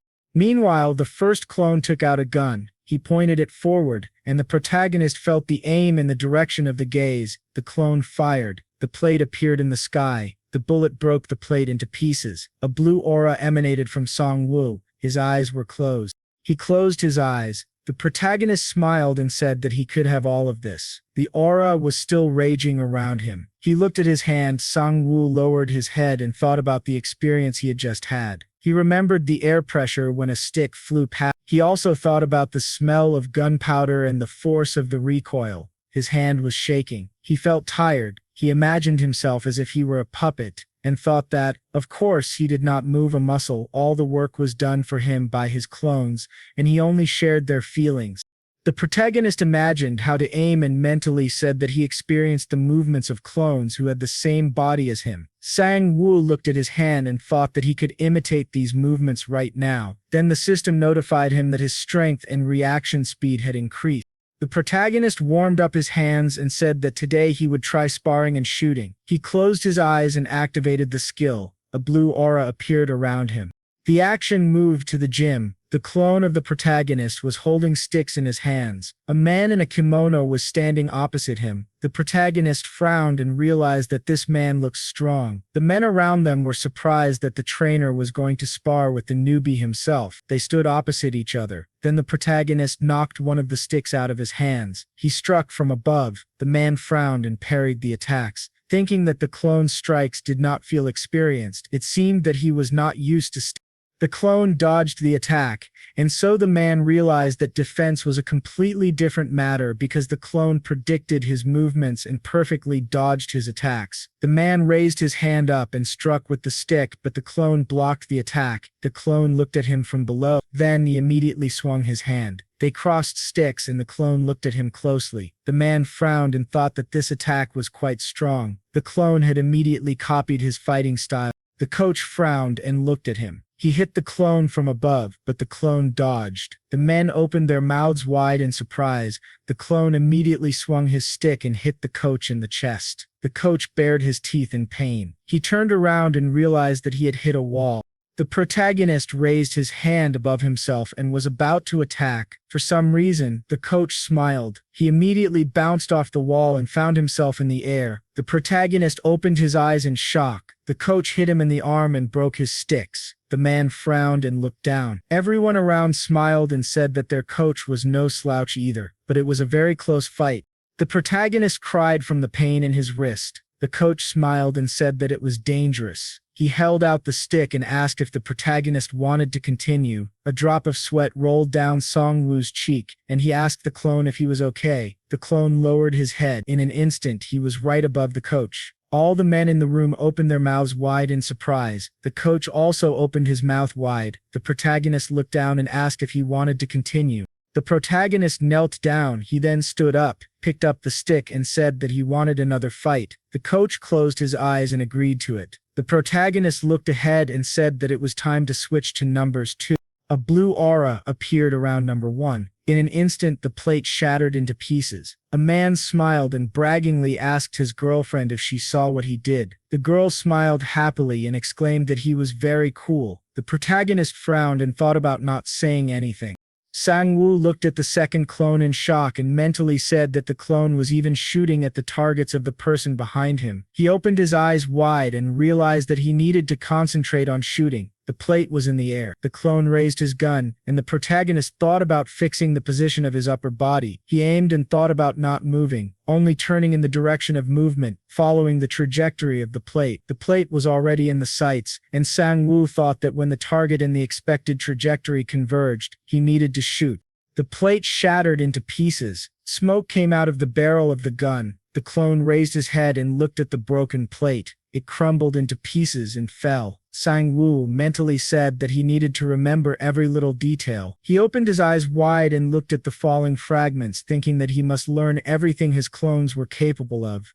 After a while, the sunset came. A blue aura was coming from Sangwoo. The protagonist opened his eyes. He wiped the sweat from his chin and said that switching between the first and second clone was tiring. His vision started to blur. He covered his face with his hand and thought that his mana had run out and he was feeling tired, so he needed to rest. The protagonist was breathing heavily. He sat down on the bench and started thinking that the clone's movements were just crazy. They didn't doubt or fear anything at all, so they moved as they needed to. Sangwoo could feel the wind when the clone dodged the stick. He looked into the distance and thought that next time he would go with them, because he should see what would happen if he tried it himself. Meanwhile, someone was walking towards him. A girl looked at the protagonist.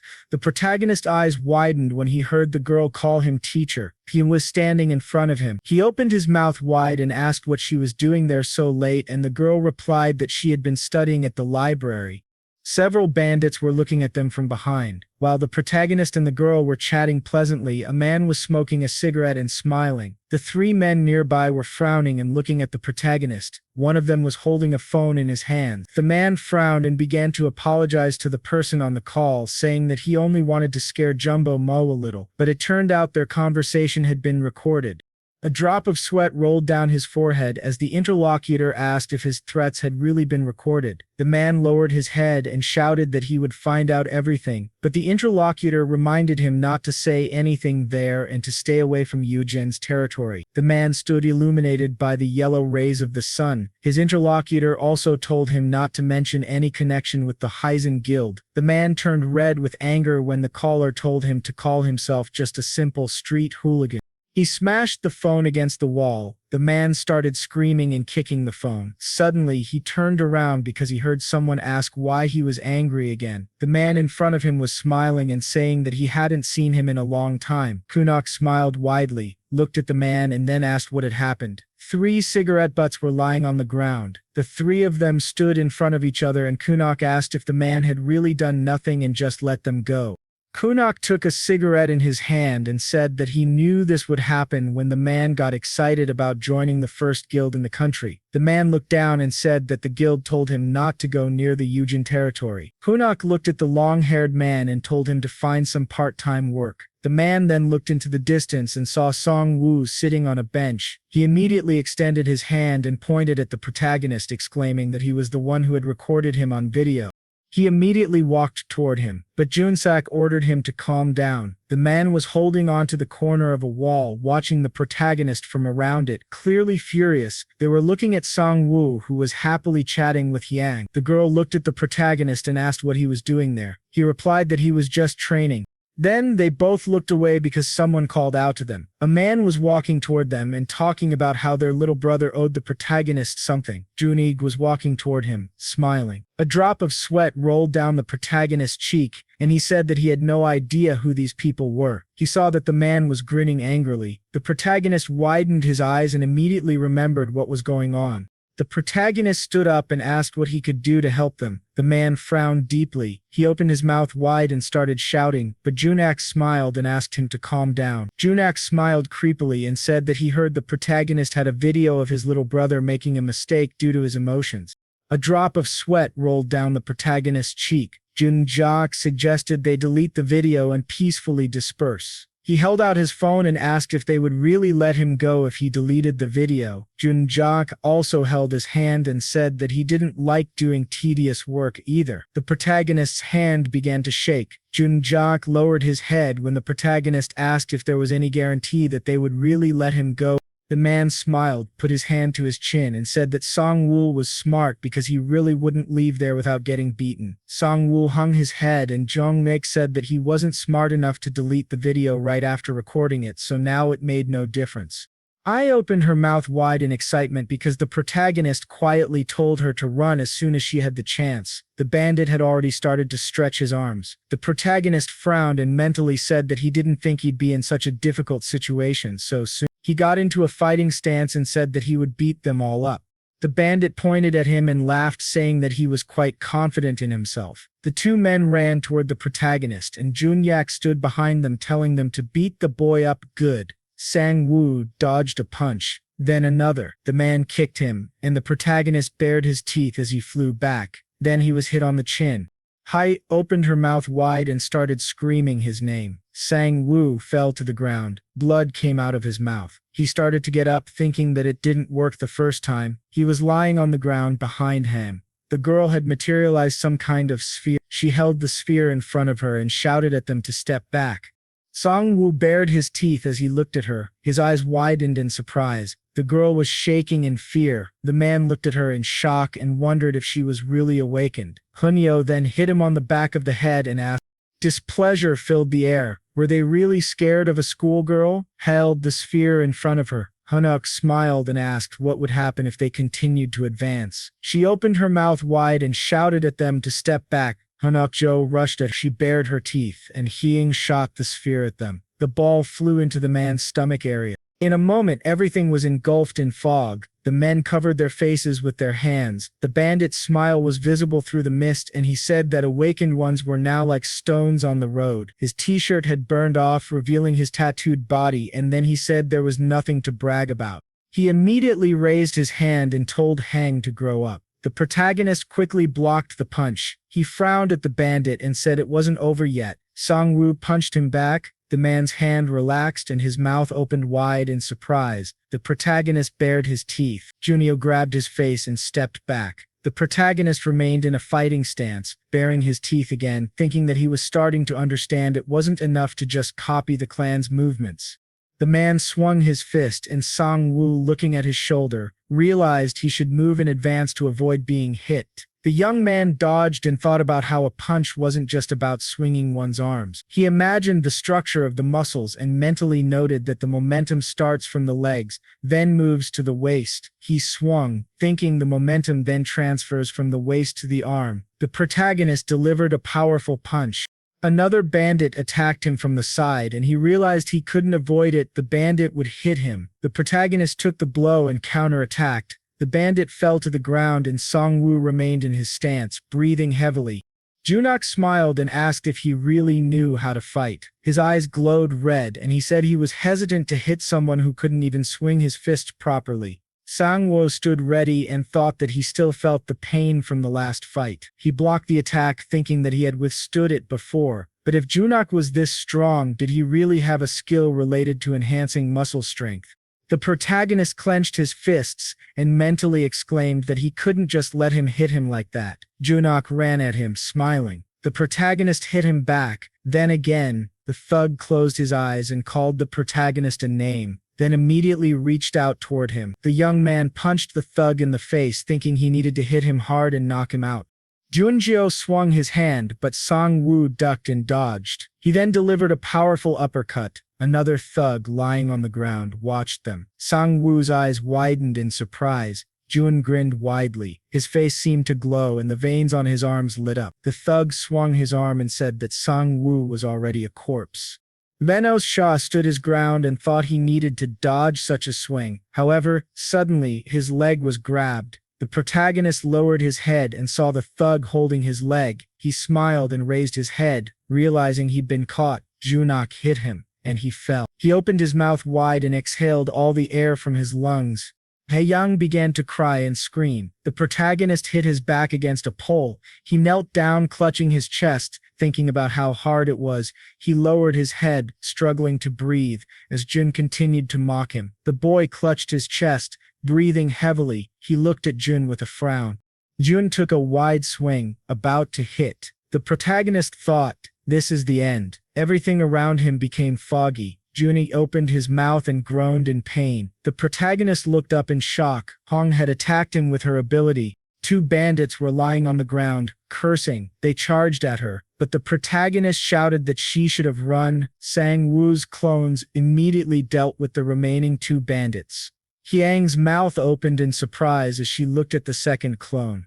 Junak turned around, wondering what was going on. The protagonist raised his hand, wiped the blood from his lip, and said that he could finally breathe. Sangwoo clenched his fist as Junsak started yelling at him. The boy smiled and looked at him, then jumped off the wall and landed in the air. He looked down and thanked him for the practical test. Then Sangwoo kicked him, and Jun fell. After a while, the boy was sitting up, trying to catch his breath. Jung Myuk was unconscious. The other bandit was also lying on the ground. The system notified the protagonist that he had gained muscle strength and endurance, and that his cloning skill had been raised to level 3. The protagonist smiled while looking at the system window. He then raised his head. The clones were running toward him as he lay down and closed his eyes.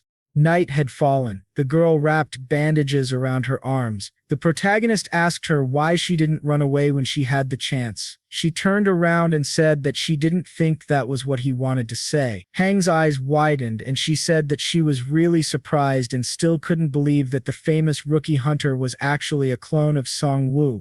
She remembered how the first clone had stood in front of the protagonist. The boy put his hand to his chin and asked her not to tell anyone about this. Had blushed, looked at him, and said that she understood and she kept her mouth shut. They then walked to her house. She turned around and winked at him, saying that only her left hand was hurt and therefore it was okay since she would still be able to hold a pen. She looked away and said that, since his student was hurt, why didn't he receive the amount of homework? But Sangwoo replied that she had finished everything in the study room.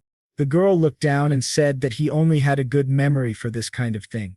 Sangwoo grabbed his neck and thanked her. He smiled, looked at her, and said that he thought he was able to win because she delayed the enemy. The girl blushed and closed her eyes, then exclaimed that she had played an important role today. He frowned and said that a thank you alone would not fill her stomach, so he could thank her when they ate meat. She raised her finger and asked him to promise her that. After a while, the girl raised her hand and said that she was going home. The protagonist smiled and promised that he would do everything to feed her meat until she was full. Then they turned around and walked home. The protagonist turned around and looked at the clones. He asked them why they were following him, since they had to work hard, but they replied that it was late, so all the training centers were closed. The protagonist picked up he gave them the stick and said that they could train in the park. The action takes place at night. A month later, Junmo called the protagonist and asked him how the plan was going. The protagonist sat near the clones and said that now even he could shoot at plates, and his cloning skill level had also increased. He now had a third clone. Junmo raised his head and congratulated him, noting that he would be able to learn even faster now. The protagonist smiled and said that Junmo would be surprised when he saw his stats. The man's mouth opened wide in surprise when Sangwoo asked if it would be possible to request 3 F-class hunting territories for tomorrow. Sangwoo closed his eyes and asked if it would be difficult, and Junmo replied that he would get them no matter what. Junmo wrote something in his journal and asked about the time. The protagonist said that he would send the clones to train in the morning and then to the hunting territory in the afternoon. The protagonist hung up and looked at the clones. He pointed at each one with his finger and gave each one a different task. The clones started running out of the room, and the protagonist yelled at them to come home before noon. They picked up their weapons, but Sangwoo ordered them to leave them at home. Sometime later, the young man was watching a video on how to hunt monsters. He sat in front of the screen and thought about what he saw from the clones' training, that they were good at learning and able to copy and reproduce almost any movement, provided it was physically possible. His eyes widened, and he wondered what would happen if he studied all the monsters and how to hunt them properly. He watched the video while sitting at the table. Sometime later, it was morning. 3 men were walking around the room. The protagonist looked at them with displeasure and asked if it was already noon. He then pointed and ordered them to take a shower and go eat. The clones started changing clothes, and the protagonist thought about how he had reviewed the guides for most of the FF-class monsters, and now he needed to check if they could follow these instructions. The protagonist imagined the progress chart of the hunt in his head and mentally said that he would monitor and gain hunting experience with the familiar skill. During the break, he would study Mana Plus. Since the familiar skill consumes a lot of mana, he would not be able to maintain it for long. He took out his phone and said that Mr. Agent Junmo would be coming soon. The 3 clones were sitting at the table, eating, and the protagonist ordered them to get ready as soon as they finished eating. The 4 of them left the house to meet the agent. Junmo looked at them in shock and said that they had become quite scary, and Sangwoo said that even he felt uncomfortable around them. Junmo crossed his arms and said that the territories were ready. He had reserved 3 places not far from each other. The clones got into the car, and then Junmo asked if Sangwoo was coming. He smiled and said that he would participate using his familiar skill, and he needed to train his mana breathing technique. So he wanted Junmo to just bring the clones to the hunting grounds and report back.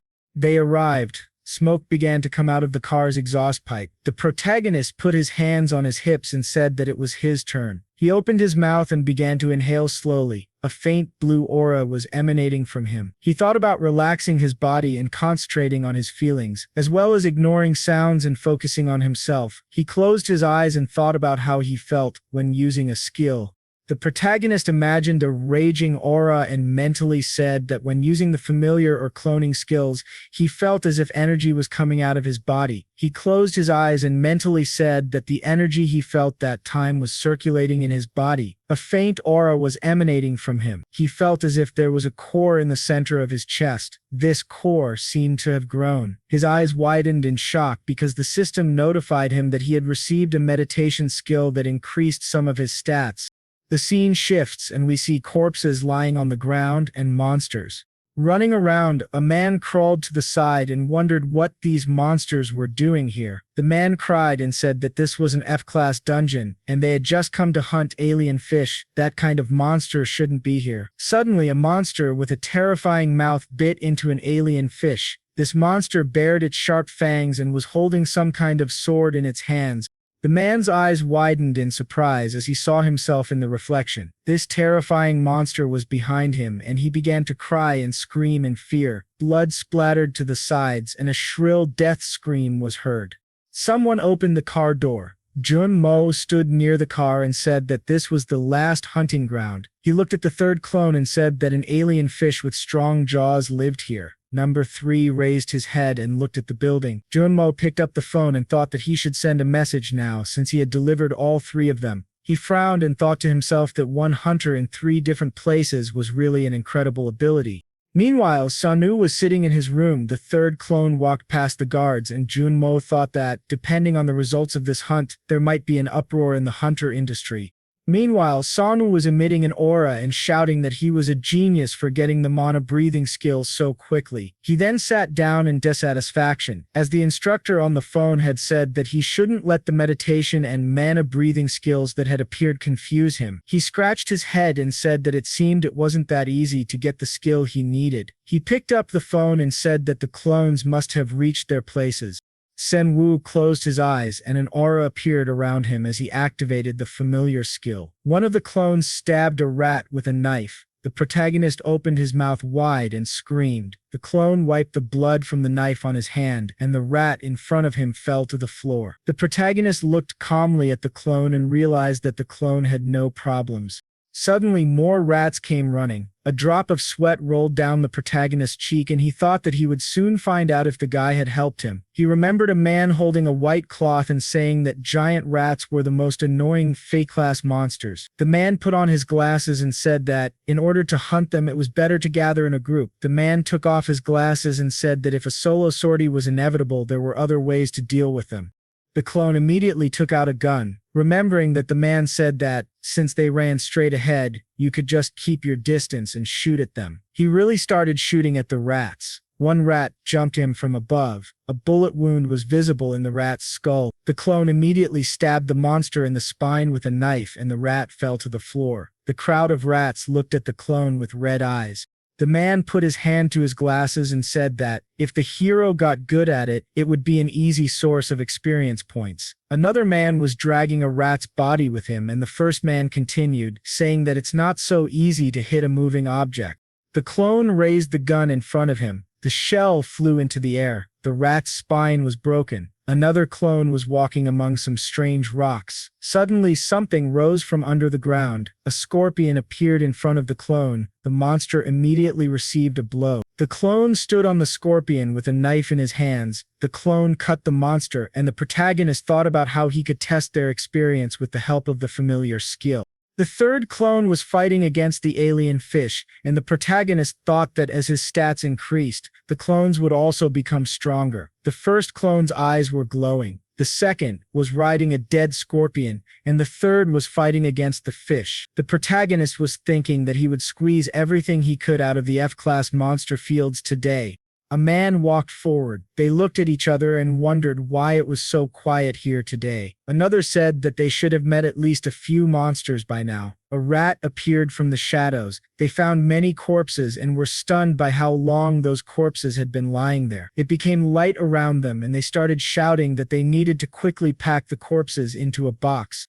Meanwhile, the sun was shining all around. The third clone was holding a knife in his hands and behind him lay an alien fish. The protagonist looked away with displeasure, thinking that he seemed to have missed something. Suddenly, he opened his mouth wide and screamed. He opened his eyes wide and remembered that they had not collected a single corpse. The clones were standing in place and the protagonist ordered them to go back and collect all the corpses of the monsters they had killed and not resume hunting until they had collected them all in a box. Sangwoo began to cry and looked away, wondering what to do if someone had already collected the corpses. Suddenly he looked again, pointed at the monsters and said that he saw corpses of alien fish there, but the clone said that he did not hunt them. The protagonist grinned angrily and said that every corpse was money and therefore there was no time to act like a saint.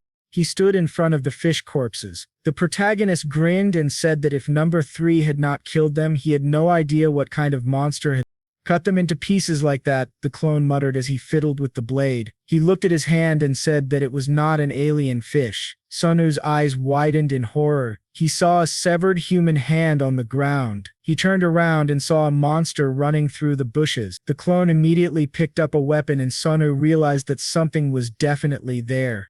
The blue sky shone above him. Suddenly he looked to the side, hearing some noise. A fish head fell to the ground. A terrifying monster stood behind the clone. He tried to turn around, but the monster immediately cut off the clone's hand. The clone lowered his head and began to think that he was in pain, but then he grinned viciously. Sangwoo took his own hand and began to scream in pain. He opened his eyes and screamed again. The protagonist, with his mouth open, looked at his hand. It was shaking violently. He sat down near the refrigerator in the kitchen. A drop of sweat rolled down his cheek, and he thought that the connection had broken unexpectedly due to pain. He picked up the phone and said, "Now is not the time for this." Mo answered the call, and the protagonist immediately asked which hunting ground he had brought number 3 to. Mo looked away and replied that he had brought the third clone to the sewage treatment plant in Eek. The youth put on his boots and asked the agent to bring the other 2 clones there immediately. He frowned and said there was some problem with the hunt. The third clone was standing with his arm cut off, and the sword in the monster's hand glowed red. The clone began to fall and collapsed to the ground in front of the huge monster. The protagonist extended his hand as he got out of the taxi. The youth opened his mouth slightly. Looking into the distance, he saw a huge sewage treatment building in front of him. He frowned, realizing that the connection with number 3 was completely cut off. He opened the system window and saw that he would have to wait more than 6 hours before the skill would recharge.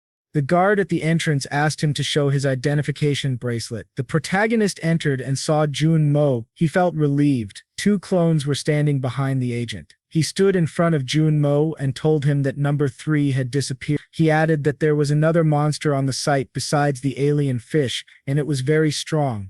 The protagonist put his hand on his chin and said that the monster had the head of a fish but a body with arms and legs. Jun Mo's eyes widened. He extended his hand and said they should alert the authorities and temporarily close the site down because that monster was called the fisherman. He introduced this terrifying monster and explained that it was a dank, even a group of E-class hunters wouldn't be enough to hunt it. Sangwoo put his hand on his chin and asked Junmo to alert the authorities and block the entrance to other hunters, but not just yet. Genmo looked at him in shock, because the protagonist said that he wanted his clones to go through the portal. The protagonist grabbed his own neck and said they couldn't just sit and wait. He looked up and said he wanted Agent Genmo to trust him. The man grinned tensely. And Sainu said he wanted Genmo to trust him just like he trusted his clones. The protagonist stood up, and an aura appeared around him as he activated the skill. The clones found themselves in the hunting area. They were walking through a dense forest. One of them took a gun in his hands, and Sanu said that they should first go to the place where number 3 had disappeared. They walked through the forest, guns in hand. The second clone raised his fist. He saw the sharp mouth of a monster. The monster was eating fish, not far from them. The first clone looked forward, and Sanu mentally said that he didn't think he'd be so lucky, as this gave him the opportunity to attack first. He looked at the monster from behind and said its stats were equal to an E-class monster, but his clones only had 53% of his strength, meaning they were still borderline F-class. He looked at the monster's bloody back and said that right now, it was not in the best shape either. He frowned, thinking that, considering his clone's hunting abilities, the task was doable. The clones crouched and began to aim. Sangwoo ordered them to aim for the head. After a moment, they began shooting. The bullets bounced off the monster's head. The clones opened their mouths in shock. The protagonist also opened his mouth wide, wondering if the bullets didn't work. The monster raised its head and screamed. It immediately jumped into the air. The clones jumped back, dodging the attack. Then, one of them swung his hand and stabbed the monster in the head with a knife, but only a scratch was left on the monster's neck. His eyes widened and he wondered if the sword had really left just a scratch. The monster immediately turned around. Its sword hit a tree and missed the clone. The second clone, standing behind, shot the monster in the back. He thought that the monster's large size made it difficult for it to swing the sword in the middle of the trees. The protagonist said, "He's big." The monster's sword got stuck in a tree. Then the monster cut the tree down with a stronger blow. Samu gave a thumbs up and mentally exclaimed that he should forget what he had just said. The tree fell to the ground. The monster stood over it. With his back to them, the clones ran after the monster. It was holding a sword in its hands and their attacks did not cause significant damage. The clones realized that their efforts weren't working. The monster clenched its fist and prepared to attack. One of the clones was thrown into a tree, and Samu wondered how they could hunt this monster if their attacks were so ineffective. A clone widened his eyes and recalled the bullets from earlier. He remembered that one bullet had bounced off, but the second had done a little damage. He aimed his gun, thinking about what would happen if he shot the same spot again. The bullet hit the monster and it screamed in pain. The protagonist opened his mouth and exclaimed that he had succeeded. He smiled and ordered the clones to feed the monster lead. The monster ran toward them. The clones continued to shoot and dodge as it tried to strike them. The monster covered its face with one hand. Blood was everywhere. It was still holding the sword, which now seemed to be burning. Its eyes turned bright red. It swung the sword and nearly hit one of the protagonist's clones. The clone blocked the attack with his hands, but was sent flying. The blow was too strong. Blood came from the clone's mouth, and Sangwoo thought that the monster had suddenly grown stronger. The monster continued fighting the second clone. Sanu looked at the monster's sword and realized that it might be the source of the power boost. It was reacting to the monster's own blood. The protagonist grinned and thought that this also meant the fisherman was badly injured. Maybe it was just a temporary buff. The first clone attacked and stabbed the monster, but the monster struck back and threw him aside, then stabbed him with its sword. The clone's eyes widened in pain. He grabbed the monster's arm, picked up a knife, and muttered that he knew this wouldn't end well. He swung the knife and shouted that if blood was to be spilled, it would flow harder from the monster. He began stabbing it repeatedly. The monster swung its arm, but the clone continued slashing furiously with the knife. He frowned deeply, overcome with fury. The monster clenched its jaw and raised its leg, preparing to attack. The clone was kicked and thrown back, clutching his stomach. The monster swung its sword again, but the second clone came to the rescue and blocked the attack. The two clones rushed forward. The monster stood in front of them, but they split up and attacked from both sides, slashing at it with knives. Blood poured from the fisherman's mouth. He raised his head and groaned in pain, then fell to his knees. The monster collapsed to the ground, unconscious, and a pool of blood formed beneath him. The clone looked forward, exhausted, then fell to the ground. The protagonist mentally said he couldn't take another step. He looked at the gun and noted that there were no more bullets. Hunting was over for today. Looking to the side, he said that he felt like he was about to die and needed to inform Mr. Junmo. He saw bloody footprints leading away. His eyes widened in surprise. He turned around and ordered the second clone to follow them. Lying on the ground, he looked at the pool of blood and thought that there might be a portal in that direction. Outside, a soldier reported that a D-class monster had been detected in the hunting area, so entry was now restricted to hunters. One hunter began arguing, frustrated, saying that he had spent so long gathering his team, but the soldier explained that hunters from the association would be arriving soon and they would update everyone later. Junmo watched all this from the side and mentally asked the protagonist to hurry. Suddenly, a scream came from nearby. Soldiers standing near the portal were shouting that they needed reinforcements and had to alert their boss. The monster was running toward the portal, its mouth wide open, screaming. Soldiers began shooting at it. The monster's sword had caught fire. It slashed a soldier and continued charging through the portal. At that moment, a clone of the protagonist emerged from the bushes, knife in hand. He threw it at the monster's back. The blade struck its head. A moment later, Sangwoo appeared in the air. He frowned and mentally exclaimed that he had to strike with all his strength. Then he slashed the knife across the monster's head. Blood splattered as the soldiers watched in shock. The protagonist stabbed the knife deep into the monster's head. The soldiers' mouths dropped open in surprise. The monster fell to the ground. The first clone cried out and gave a thumbs up, saying that it was really cool.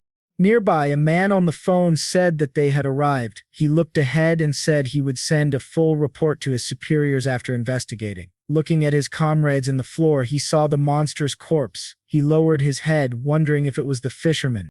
One soldier looked at him and asked if he was from the association and what had happened here. The man nodded. The military officer explained that the information about a D-class monster appearing had been accurate, but it had already been dealt with by a hunter who entered the territory before the portal closed. This was an F-class hunting territory, so he didn't understand what a D-class hunter team was doing there. But the military man said that the D-class hunter or team was not responsible for the victory. The man frowned and asked what had happened then. The military man pointed at the protagonist and said that they were still investigating, but as far as they knew, that F-class hunter had killed the monster along with his clones. The man frowned, wondering if an F-class hunter with clones could really defeat a D-class monster. He inspected the monster's body and realized that all the wounds were single strikes, probably a strategy to deal damage without a special weapon. The protagonist was chatting pleasantly with Junmo, while the man watched from the side, wondering if it was possible to shoot a moving monster and still hit the same wound accurately. He turned around frowning, then walked past the soldier and said they could finish the investigation. They would check if there were any other D-class monsters behind the portal. The monster's corpse was still lying on the floor. The man walked up to the portal, wondering if he should tell the association that he was the one who dealt with the monster.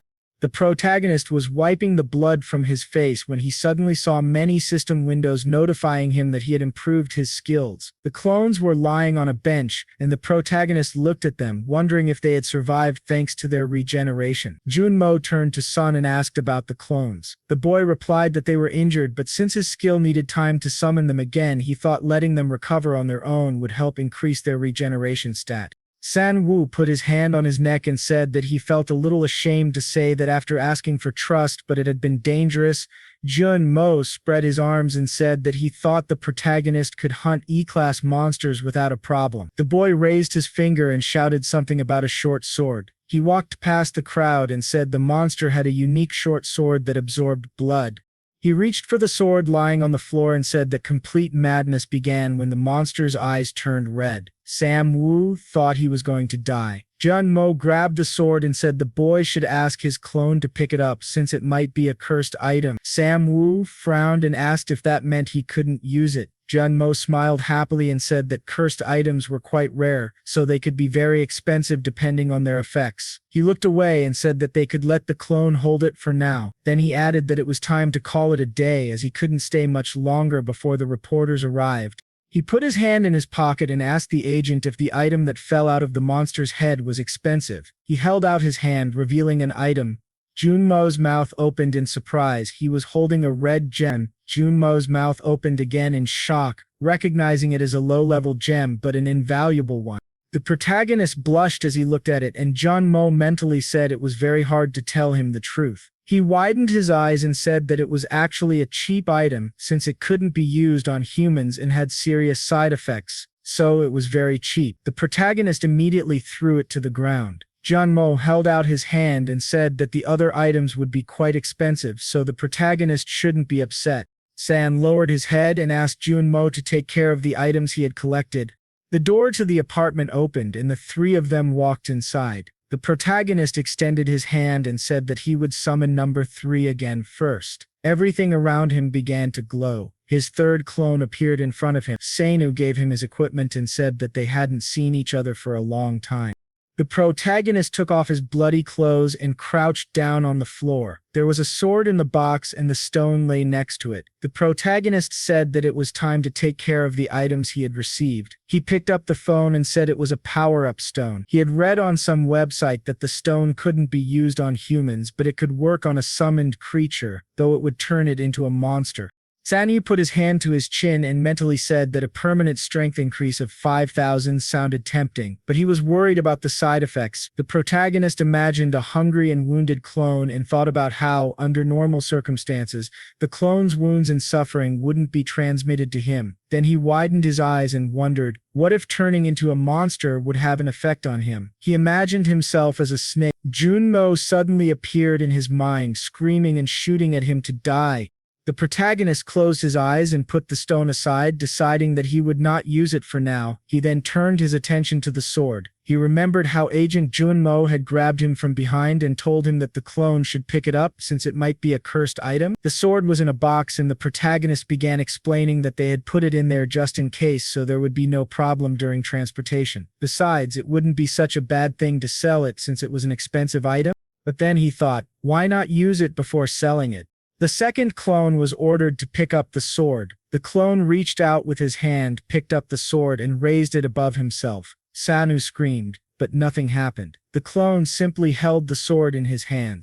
The protagonist waved his hands and asked if that was all. The clone then reported hearing a voice. Sangwoo activated the familiar skill and an aura appeared around him. He frowned when he heard the sword begging for blood. He grabbed his ears and deactivated the skill, exclaiming that it was too loud. The protagonist looked at his clone and thought about how it didn't seem to affect him, except for the fact that the voice was very noisy. The clone lowered the sword and Sangwoo suggested that he use the sword for a while. Then, a system window appeared, notifying the protagonist that he had improved his regeneration skill. The protagonist looked at the clones and thought that resting must be helping them regenerate faster. He closed his eyes and said that starting tomorrow he would need to send them out to hunt. But since they were still like this, he put his hand on the bed and said that today they would all meditate to unlock the monobreath.